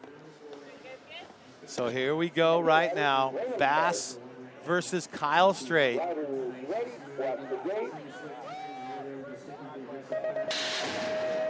Very even start from both of them. Bas looking good here. This is where he's got to keep calm. He's going to come out of this berm, but he's going to be behind because Kyle Straight's on the shorter track. Clean for both of them. Oh, a bit of a bobble, but he managed to keep it together into that flat turn. Bas has really got to get hard on the pedals as he's doing, but Kyle Straight with a commanding lead here. And you just see Kyle Straight just pedaling. .83, okay, that's a bigger difference right there. .83 is going to be the advantage. Bas is fast on that red course, like we saw when he went against Barry Nobles. He was very quick on the red. So it's not out yet. Kyle Straight, solid riding out of him. .83 the difference, so he has the advantage. He'll move to that other side, though, and that's where things can change up. But you got to wonder, is that going to be enough? We saw the difference that we saw between Ropolato and Slavic. That's only .46 in Mitch's favor, but almost double that for Kyle Straight over Bas van Steenbergen when they go back at it again. But Bas put over a second into Barry Nobles, who's no slouch on slalom. So if anyone can do it, Bas can. Boy, and you're looking at no big surprises here. You got Kyle Straight and Bas going against each other, and then you also got Mitch Ropolato and Slavic. I mean, that's a Final Four that you could have picked. That is. That really is. Those semifinals could easily be the finals here tonight. So some of these guys are going to be a bit disappointed having to go to the bronze medal matchup. Well, your giant dual slalom presented by 100%. The ladies have done their thing here. Their first matchup here in the semifinals. Jill Kittner, not a surprise there, but she is on a collision course to face Caroline Buchanan. And you know that Jill wants redemption from last night. That is 100% for sure. These two ladies just can't hide from each other during these Crankworx events. Both of them set out to go for the Queen of Crankworx. Both of them announced it. That's what their goals were. That was their goal. Well, I'll tell you, your goal should be, if you want to keep updated with Crankworx, you can do it on Facebook. Not only can you do it on crankworx.com, you can do it on Facebook. That's right. There's so much going on there on Facebook at the Crankworx page. You got videos, you got information, you get behind the scenes stuff as well. You get schedule information.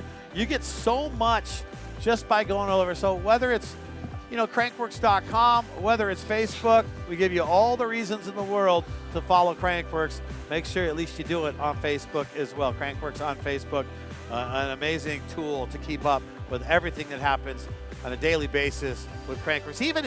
Even in the off season too, when it comes down to it, you can keep up to what's going on, the latest developments and the latest announcements for the next stops too as well on Facebook. Yeah, Crankworx, we had an amazing world tour. We had the final stop in Whistler. We've had an amazing time. But all through the off-season, you've got to stay in touch, see what the athletes are doing, what training they're doing. Obviously, social media is growing, so you can keep in touch with them that way. No excuses. That's what we're saying right now. Get on there. Follow on Facebook. You can see the people hanging out. Great crowd on hand for us. They've been coming out in drones. The weather's been a little bit not quite as hot as it has been in the past, so the weather has been good. Had a little bit of rain about a week ago that kind of helped things out a little bit too as well. I mean, how important is it, Needles, when you don't get any rain and the conditions get blown out? Yeah, so it's extremely dry up here in Whistler, but luckily they've watered the course and there's some raindrops, so that's nice. The dust settles. There's actually more grip in the dirt after it rains than before. And also with the BC fires, a little bit of that rain kind of helped things out. The air quality improved, so it seems like everything just kind of improved just in time for Crankworx to take center stage here in Whistler. And there's all the crowd kind of lining up and getting ready for the rest of the action here for the battle for the bronze, the battle for the silver, and the battle for the gold here in your giant dual slalom presented by 100%. Kind of love what we're seeing here with the women. Jill Kittner with the advantage over Caroline Washam. Caroline Buchanan, advantage over Bex Barona. So they're, like we talk about that collision course, these two, this rivalry seems to get bigger and better every single year for the women.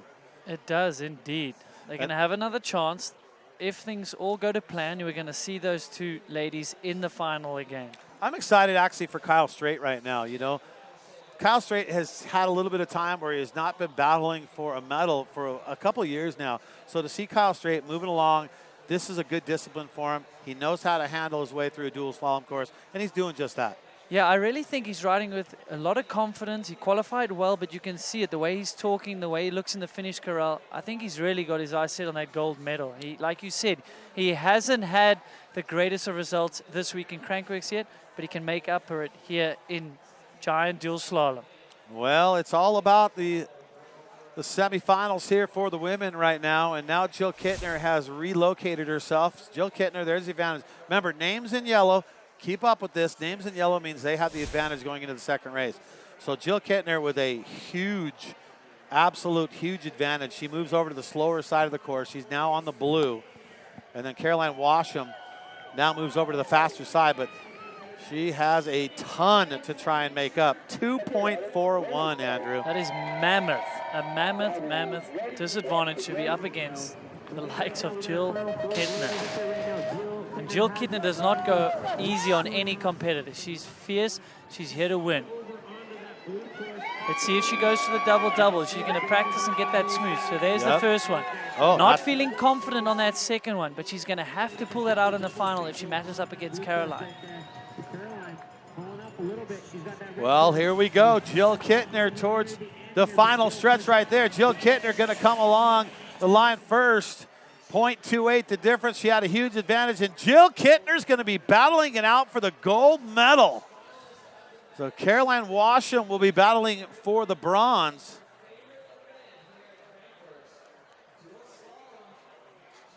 And who's she going to face? Well, there's the Caroline Buchanan name in yellow. That means she has the advantage over Bex Barona. And I really feel that Jill wants to face Caroline Buchanan. She does not want to face Bex Barona. She wants redemption from last night. That she does, and she's not one to shy away from competition. So she wants the best rider to come into the final that she can test her skills. Well, Caroline's first run here in the semis went the way that she wanted to do, and she was on the slower of the course, but it didn't affect her, did it, Needles? No, it didn't. She was out the gate like an absolute rocket, doing the double-double very clean, setting herself into this turn. So even on the slower course, she takes that advantage going into the next run where she goes to the red track. And we haven't seen that very much. That just shows you how determined Caroline Buchanan is. Usually we've seen that blue course be just slower pretty much in almost every single race, but in that case, Caroline Buchanan is so fast as she knew what she needed to do. And look, game face for her. Now she moves over to the fast side. What's Bex Barona going to have to do to try and catch that distance up? She's going to have to come out very quick out the gate and force a mistake from Caroline. That's something she's going to have to do, but that's almost ridiculous ask from her to be on the slow course and take down Caroline. Good start again from Caroline. It's playing into her favor on the fast track. She just needs to keep it smooth. We've seen it before. Riders in the lead, still taking chances. So she's going for the double-double, very clean. Oh, really clean. Getting that perfected and a lot more comfortable going into the final round. I think that's smart from her. Not playing it too safe, really pushing her limits here. Yeah, it's almost a warm-up lap before the gold medal. There we go. Caroline Buchanan crosses, and that's a huge advantage, 2.61, and is all said and done. Caroline Buchanan's going to battle it out. The collision course is set. Caroline Buchanan and Jill Kittner facing off for the gold medal. And Bex Barona going to go against Caroline Washam for the bronze. Well, taking a look at the brackets right now, it is all set right there. Jill Kittner's done her job. She's moving on to the gold medal round. Caroline Buchanan, she's done her job because she's going to face Jill Kittner. And let's send things downstairs to Hannah Bernard with more. Hannah. All right, Caroline, we're having a little bit of deja vu from last night. Obviously, you faced Jill Kittner last night in the gold medal round at Pump Track. You ended up taking that one. How do you feel going into this gold medal round? I feel really good. I think me and Jill were both easing into it, and we both just got through those doubles, which is pretty crucial. So I just hope the crowd gets a bit more energy. Everyone's dead today. What's going on? You heard her, guys. Got a bit more energy. But Caroline, I want to ask, where does dual slalom rank for you as far as the other disciplines that you've been participating in Crankworx this week? Pump track's definitely my favorite, but I mean, this is a combination of everything I love as well. So this is actually my second favorite event for Crankworx. All right, guys, make some noise for Caroline Buchanan going into the gold medal round versus Jill Kittner. Oh, yeah. Nicely done, Caroline Buchanan. Well, she said it's her second favorite, and I can understand why Pump Track's her favorite since she's a series champ and the gold medalist. Well, for the men, let's talk about that. Mitro Pilato, the advantage over Slavik. Slavik's not going to like that too much, but he's moved over to the faster side. So can he make up the difference, Andrew? I'll find out. But I'll tell you what, he has been on fire. Mitro Pilato has had an amazing week. Let's take a look at his accomplishments so far. We start things out. Mitro Pilato, dual speed and style versus Adrian Larone. Yeah, throwing that dunk 360. We've seen him throw front flips and all sorts, so we know he can throw tricks. Not bad, they're finishing there. The big surprise was the Fox Air DH for Adrian Larone, but you know what? You look at this man, top 10 for him. Yeah, Mitro Pilato coming off 8th place in the Air DH. Not quite the finish he was looking for. I expect maybe more of a top 5 finish for him. And then how many times do you see this matchup? Mitro Pilato and Adrian Larone. Yeah, this was great. Mitch riding better than these other events. Went on to take a 2nd place in Pump Track. He was really committed. Took out the series champ Adrian Long and almost went on to win. I'll tell you what, if he would have went on to win, that would have been an important win for Mitro Pilato. Yeah, he takes the silver medal. That's bragging rights right there. But no wins here in Whistler. Could this be the time that Mitro Pilato, in an event that he's won twice, he only want to do that for the men? Let's see if he can go one better than the Pump Track. Qualified fastest. It's all up to him here. He's got to get through Slavik though. Oh, but he's got a 0.46 difference, but Slavik is fast, and Slavik is on the faster course. Slavik could make this up. Mitch needs to just run this thing right. He's got to focus on that start and not get flustered because Slavik's normally hot out the gate.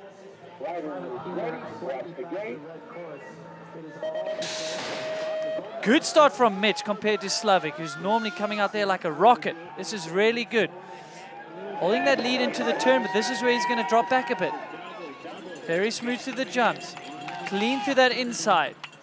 Man, he's got to push hard because Slavik, this is where Slavik is excelling down the finish. Is it going to be enough for Mitch to go on? Look at those pedal strokes at the end. I don't think it's enough. Oh my gosh, Slavik, the winner of that one. I think he's made up the difference. Yes, he has. Thomas Slavik will be moving on. That's going to mean Mitro Pilato has to battle for the bronze. Slavik made up the difference. We talked about it earlier. 0.46. That's an easy makeup for Slavik, and he did it. So Slavik taking out your #1 qualifier. As we said, you've just got to qualify near the top, but then it doesn't really matter because if you can gain some momentum through the rounds, get more comfortable on course, and now he's taken over that #1 spot and into the big final. Well, you know, that's the difference. And I know that we were saying that 0.46 is not a lot. This matchup is different, though. Kyle Straight has pulled 0.83 over Bass. So you look at the difference. If Mitch would have had that difference, he'd been moving on to the gold medal round. So 0.83 the difference. Kyle Straight moves to the slower side now on the blue course. Bass will move on the faster side on that red course. It's been a little while since Kyle Strait was battling for a medal. He's going to be battling for a medal. What color that medal is? Well, it's all going to be played out right here in this race. Well, Bass, we saw him against Barry Nobles put one of the biggest margins into Barry over a second. Caught napping out the gate there. So Kyle Strait hot out the gate on the blue slower course. This is where Bass excels. Very quick there. Oh, he's out there good. Now double. Kyle Strait clean as well. Both navigate that tricky left-hander with ease. Now, Bass needs to get on the pedals. This is where he needs to make up more ground. Oh, look at this. The difference. Here we go. 0.88. He's done it, Bass van Steenbergen. Oh my gosh, by only 0.05. Bass will go on to the gold medal round. Kyle Strait will battle for the bronze. Man, it was not enough.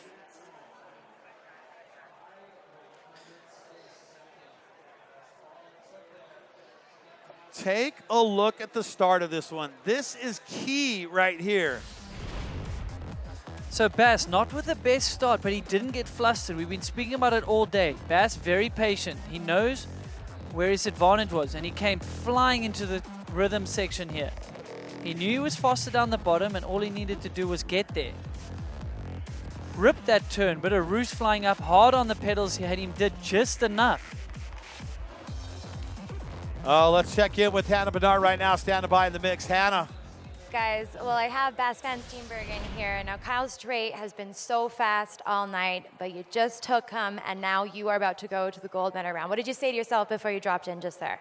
I don't know. It's hard to keep, like, not too nervous because you're just, like, pretty far behind off the blue lane, but I don't know. It's kind of scary. It's such a mental game, right? Because you were on the slow course the first time, and then you're on the red course, and you know you just have to make up that extra time. What's the strategy there? I don't know, just try not to think about it too much, I guess, because you're just going to psych yourself out. But yeah, just keep her pinned. Well, last year you got the bronze here in the dual slalom. Now you're going for the gold. Congratulations. Best of luck in the next round. Guys. Yeah, and Bass has been consistent. Yeah, he's the defending bronze medalist from last year, but he's also fourth in 2015. So he just missed out on that. And I like, Needles, you've been saying it too the whole entire night. You just, if you're on the red course, you need to have a real big lead when you switch sides so those guys can't make up the difference. Yeah, you really can't get complacent on that red course. Yes, you're going to be in the lead, but you've really got to push for the biggest one to force the pressure out of your competitor. So amazing stuff right now. The finals are set. The battle for the gold is set for the women. The battle for the bronze is set for the women. Battle for the bronze for the men. And battle for the gold for the men, too, is all set up.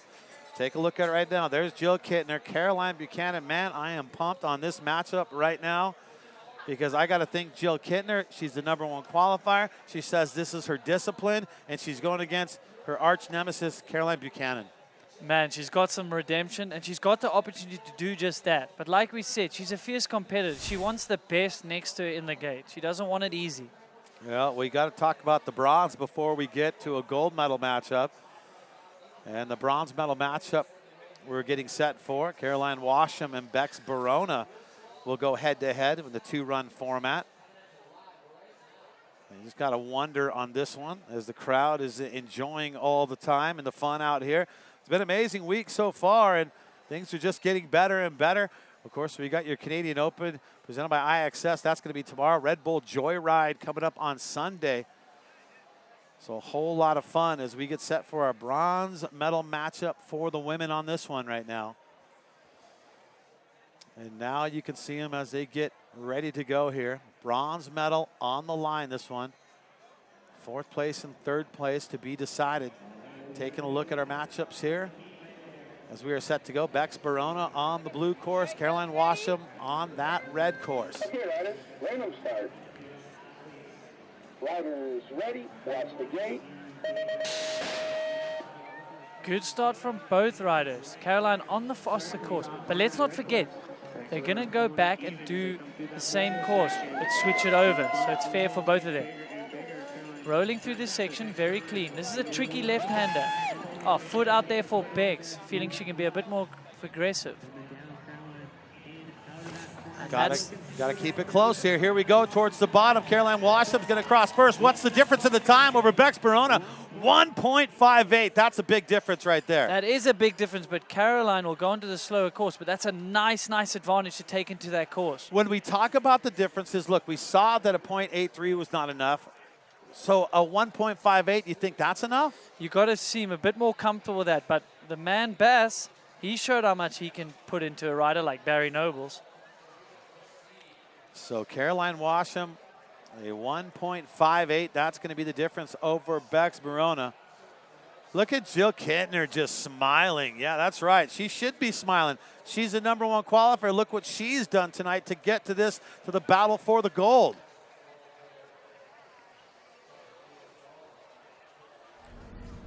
Boy, Jill Kittner just on fire, #1 qualifier. Look at this right here. She rode very clean all night, even opting to start doing the double-double here in the rhythm section, something she didn't do all night, but she's clearly had it in her mind sense to bring it out closer to the final. She's going to need to do that against Caroline. She didn't need it against Danny Johnson on this one. She just needed to be smart and not make any mistakes. She did just that. And then she went against Caroline Washam here. Great, another clean race for her, getting more and more aggressive and more comfortable as these rounds went on. Now watch the difference between her here. Double, there you go. So not doing the double-double, but she's got it in her bag. So she can bust it out when she needs it and wants it. So Caroline Buchanan is going to go up against this, Jill Kittner. Yeah, Jill Kittner looking solid here against Washam. This is what put Washam down to battle for the bronze and put Jill Kittner to battle against Caroline Buchanan for that gold medal. So here we go again. I mean, first of all, pump track, you know, we've been on the Crankworx World Tour, so we've seen these two go battle for the gold in pump track 4 different times this year. So now, here's the bonus. The 5th time they're going head-to-head. This time it's a giant dual slalom presented by 100%. Yeah, you've got to tip the bookies. If they had betting odds, you'd probably have to put the odds for Jill Kittner. She's got more experience and a lot more wins. She's going for the 5-peak here tonight, Brad. 5 times in a row. Jill Kittner on the faster side. Caroline Buchanan has just got to reel her in, not let her get too far. The start is so important. Caroline Buchanan on the right, Jill Kittner on the left for the gold medal matchup. Here we go.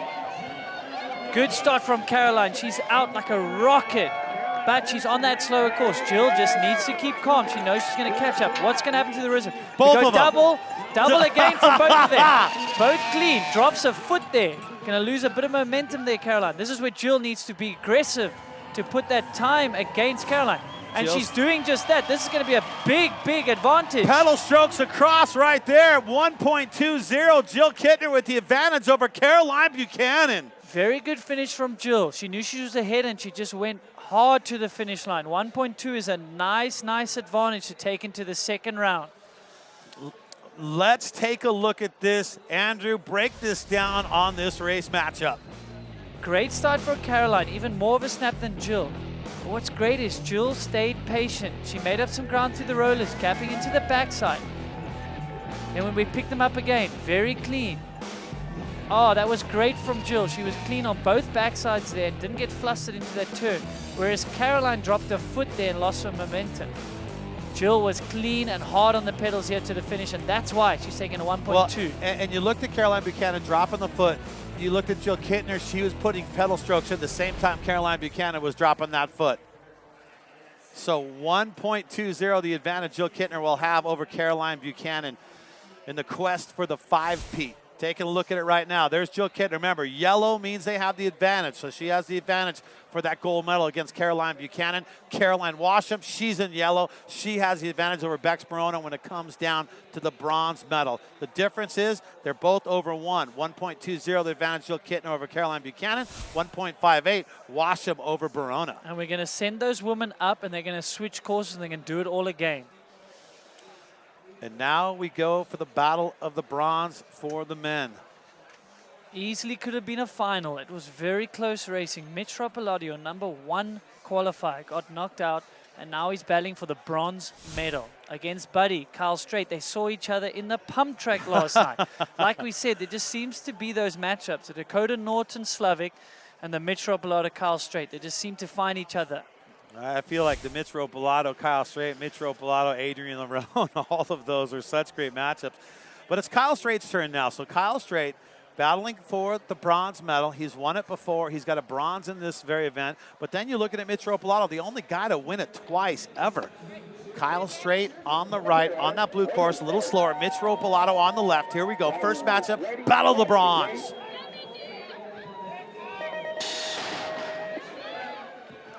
Good start again from Mitch. This is neck and neck. Hard pedals, getting backside for both of them. How are they going to get to the rhythm section? Very clean, bit of a bobble there from Straight, but clean to the turn. This is where Mitch really needs to get aggressive. He needs to get more time here. You don't want to leave it all to the second round. That is very good by Straight. That is within touch. So Mitch Ropalato wins that one on their matchup. 0.82 the difference. Now we saw that same situation. Kyle Straight had a 0.82 advantage over Bass, but Bass caught that up and took him by 0.05. So you'd like, if you're Mitch Ropalato, you'd like a little bit more time on that one. You'd be a bit more comfortable with over second, but these riders are so evenly matched. Let's take a look at the replay here. Break this one down, Andrew. We're waiting for the start here. Both guys got very good starts. Neck and neck over this first roller. But Mitch, aggressive on the pedals. Getting a few more pedals than Kyle Straight, actually. Both very clean to the rhythm. Straight got bucked a little bit on that last roller, and that's where he lost a bit of momentum. But he made up a bit here at the end. He was clean to the finish. Well, now we are getting set for our first matchup here in the Battle of the Gold. Thomas Slavic versus Bas van Steenbergen. And Bas has basically had an amazing night. And he's a guy who is the defending bronze medalist, so he knows how to get it done. Look what Bas has done to get where he's at here today. Yeah, he's been riding consistent and fast all night, taking out Cody Kelly in one of the earlier rounds. I like how calm he's been, even on the blue track when he's been behind. But man, he's put some leads against the guys on the red course. He's extremely quick on that course. Well, then he moved on and he had to go against Barry Nobles. That's no easy task. This is where he had that big lead. Very fast to the rhythm section, able to push forward and not have to jump too high. And this is where he's so good through that last right-hand turn, throwing up some roost and aggressive to the finish. Yeah, look at those hard pedals. And then he had to face Kyle Straight, and Kyle Straight had the advantage on this matchup. And this was a lot closer. They were only differentiated by about 0.05 of a second at the end of it all. But again, he's so committed through that right-hander, and that gives him momentum all the way to the finish. And you see him just getting those strokes in right at the end, made up the difference. And now we go up top. Here we go, the battle for the gold medal right now. Bas van Steenbergen, he's going to start things off on the blue course. We've seen him play catch-up when he can take care of business, but he's going against one fast rider in Thomas Slavic, Andrew. That he is. Last year's winner of the slalom. Second place in the dual speeded style. Here we go. And big start from Slavic, but Bas has been good. He hasn't been too flustered. Oh, making up some ground already. Let's see them through the roller section. Bas making up some ground. This is where he's got to minimize this disadvantage that he has on this blue course. Oh, look at him rail that. Pedaling hard, but Slavic has got quite the lead here. Look at this, the time. That is a big lead. 1.07. He's made up more than that against a guy like Barry Nobles, but Slavic, it might be a little bit more difficult than what he did against Barry. Yeah, that's a tough guy to go against. I mean, he's the king of Crankworx for 2016 for very good reason. That means he's consistent in all the discipline he competes in. And Slavic showing you right there, 1.07. He's like, all right, come and get me, Bas van Steenbergen. Let's take a look at it right now, see if we can see that one more time. There we go. So great start from Slavic. No surprise there. 4-cross background. Bas makes up some ground here through the moguls, which is good. But Slavic puts on the heat here to the rhythm section and all the way to the finish. Maybe a slight case going into that turn for Bas Bas. goes a little bit deep there. Trying to get some pedals in the air, but he's just got a bit of a disadvantage coming on that blue course, obviously. Oh, man. So 1.07, that's going to be the difference, and Bass is going to have his work cut out for him again. He's been doing it all night long, so why can't he do it again? Well, we'll wait and find that one out.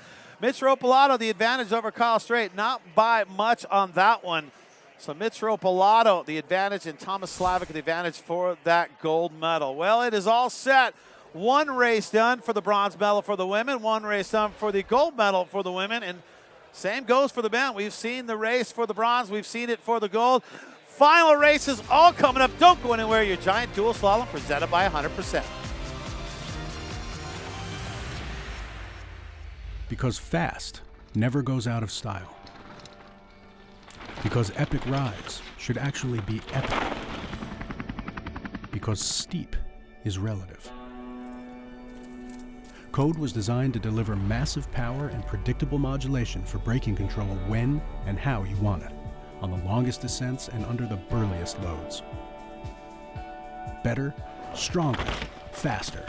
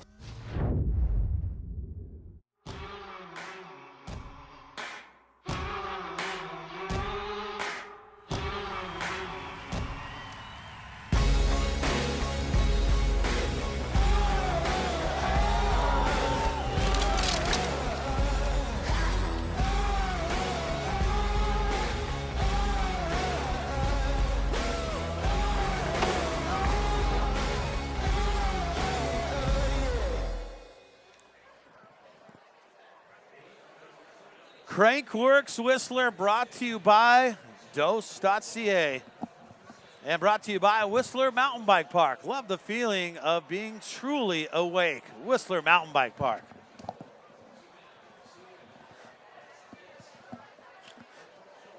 Oh, there's the big show coming up on Sunday, Needles. You definitely don't want to miss that one. Red Bull Joyride on Red Bull TV. There is your start times for this big old party. And I'll tell you what, people have been talking about this for the last 10 days, and it's coming up this Sunday. Red Bull Joyride on Red Bull TV. The best of the best going at it. And that man right there, Nikolai Rogakin, he sure knows how to win it because he is going for the Triple Crown of Slopestyle. If he could do this, that would be a huge win for Nikolai Rogakin. And he's handling the pressure quite well. We'll see how he handles that coming up on Sunday, but he's been all smiles out there, enjoying the time for sure. Well, there we go. Taking a look at the women coming up for you. Jill Kittner, Caroline Buchanan, they're battling for the gold. Jill Kittner, advantage there. But before we get to that, it's the battle for the bronze right now. This is Caroline Washam going against Bex Barona. Caroline Washam, a huge lead, 1.58 the difference for Washam over Bex Barona here. What is Bex going to have to do, Andrew, to come back from this one? You have to think that's a very, very difficult task for her. But like we said, she's on the faster track, so you got to get out as fast as you can and try force a mistake from your competitor. And we've seen it happen. We saw Dakota Norton have that mistake, getting forced into that. Here we go. We were racing the battle for the bronze. So there it is. But Caroline with a good start, so that's not going to help Bex. She's not looking at anyone else. You got to ride your own race here. So through the rhythm section, both rolling. Caroline with a big, big advantage, so she just needs to keep Bex within sight. And that bronze medal can be all hers. This is where it's not over yet, though. Coming into the finish. So Bex is ahead here, but by how much? Oh, look at this. Look at this. Was that enough? 1.52, no, that's not going to be enough. 1.58 was the difference on that so one. Close. So the bronze medal by .06 goes to Caroline Washam. The bronze medal is yours, .06. That was close. Man, Brad, I thought it wouldn't be that close. That was a great race from Beck. She really tried to give it to Caroline, but just wasn't enough in the end. Well, you know what? 1.58, that's a difference right there. Well, we got Jill Kittner on that collision course against Caroline Buchanan. Let's go back to run number 1, where Jill Kittner put 1.20 over Caroline Buchanan on this first matchup as they go into the battle for the gold here. Caroline with a big start here, but Jill wasn't too flustered. She knew she could reel it back here on the fast red course. Both girls going double-double. Great to see them pushing their limits. Jill Kittner. Caroline dropping the foot there, losing further momentum on that blue track. Jill Kittner very clean to the finish, putting the pedals in, and it was going to be all come down to this final run. Well, here we go. The number 1 qualifier and the number 2 qualifier. Jill Kittner in the quest for the 5-peat. 6 wins in 11 years. She's moved over to the slower side on the blue course. She's going against the number 2 qualifier. Bronze in 2014, silver in 2013. Your Pump Track Series champ. And here we go, the battle for the gold. Can Jill Kittner do it, or is it going to be Caroline Buchanan? Big start from Jill. She's in touch here on the slower course. She just needs to keep calm and ride her own race. Very clean to there. Oh, a little bit notchy there into that last turn, but she's kept it clean. Jill is riding great here, but Jill, oh goodness, Caroline out front. Is it going to be enough, Brad? 1.20 was the difference. Jill Kittner comes across the line, and that's going to mean that Jill Kittner is going to do it. The gold medal going to Jill Kittner. Redemption. Redemption for Jill Kittner, and completes the 5-peat. 7 wins in 11 years for Kittner. And your dual speed on your dual slalom. Let's send it down to Hannah Bernard. Hannah. Jill, all the guys upstairs are talking about redemption from last night. How good does it feel to take out Caroline Buchanan and walk away with the gold? Feels damn good. I don't know. Definitely, we've got some battles going, and I don't know, this is the best atmosphere to lay down a good run on a final, and it's close, and everyone loves that kind of stuff, so I don't know, I'm happy. The only person to take the gold medal 5 years in a row. How does that sound, Jill? Couple of 5-peats this weekend, huh? That's Oh, cool. yeah. I didn't even realize that. Congratulations, guys. Make some noise for Jill Kittner, your gold medal championship for the women. Here at the Giant Dual Slalom presented by 100%. Oh, yeah. 5-peat, how sweet it is for Jill Kittner completing the 5-peat. She did it in the Fox Air D8. She's done it. That's 2 5-peats, Andrew. How do you beat that? You just don't. You really don't. That's why she's done it 5 times in a row, hasn't she, Brad? You just don't beat it. I mean, that just shows you how good. Now let's focus here on the bronze medal matchup. Mitch Ropolato has the advantage by .82 over Kyle Strait. Kyle Strait has moved over to the red course. That's the faster of the two. Mitch Ropolato on the right, Kyle Strait on the left. Kyle's got to make up .82. Mitch has got to keep it close here. It can be done. We've seen it before. It is right in the region that is not comfortable for Mitch. Mitch with a great start. He's putting the heat onto Kyle Strait here. This is where Kyle's going to pop out ahead. Oh, he's drifting. Kyle losing some time there. Oh, and forcing another mistake on that turn. Has he gone down? It looks like he's just lost a hell of a lot of time. Mitch Ropolato forcing the mistake from Kyle Strait. That is great from Mitch. He came out so well out the gate, put that added pressure on Kyle. Kyle on the faster course just couldn't deal with it. Oh, well, Mitch Ropolato is going to come away with this one, and he is going to claim the bronze medal. Tough break there for Kyle Strait, but let's take a look at how things stacked up on that one. So, Mitch Ropolato, Kyle drifting wide on that first double. He had to kind of break up and get back on his own run. And then pushing hard, losing the front, then the back on that big turn, and that was all she wrote. And that's going to do it. Kyle Strait will settle for the 4th spot, and Mitch Ropolato will come away with the bronze medal out there. So Mitch Ropolato, yet another medal in this one. But what that does is bring us to our final matchup, the battle for the gold. Thomas Slavic on the right-hand side. He has an advantage of 1.07 against Bas van Steenbergen, the defending bronze medalist in this one. Slavic, the defending gold medalist, both of them on the podium last year. But can Bas van Steenbergen on the faster side make up the 1.07? We've said it before, if any man can do it, it is Bas. He's extremely quick on the red.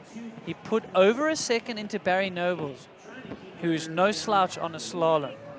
This is the final here for the gold medal. It comes down to this. Here we go. Ready, watch the gate. We expect Slavic to be fast, but Bas knows this. He just needs to keep him in touch, and then we know he can be fast out of this next turn.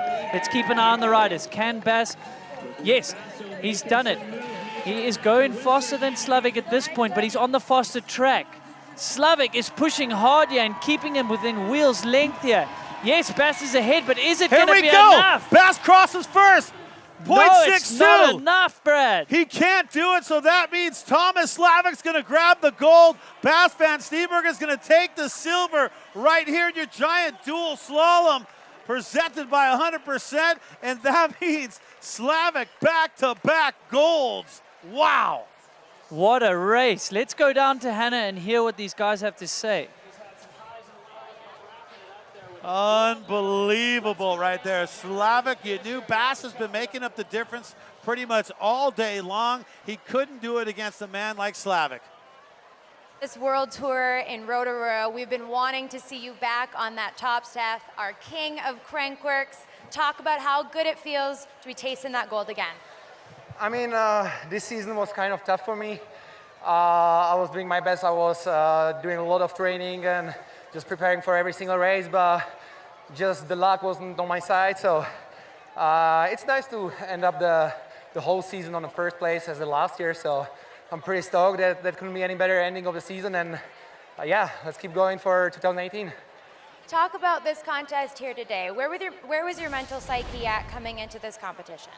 I mean, this kind of race, like dual slalom, is one of the best events. I know it's old school stuff, and that's the way I like it. So I like to be back behind the gate, racing against the guys, just by a little margin over time, and I really liked it. So I had a blast on the track, and I enjoyed every meter on the track. Well, you defended your gold medal from last year. Guys, make some noise for Thomas Slavic, your gold medalist here at the Giant Dual Slalom, presented by 100%. Well, the thing is, you can't spot Thomas Slavic 1.07 when you got to face a man like that. And there's how it played out here today.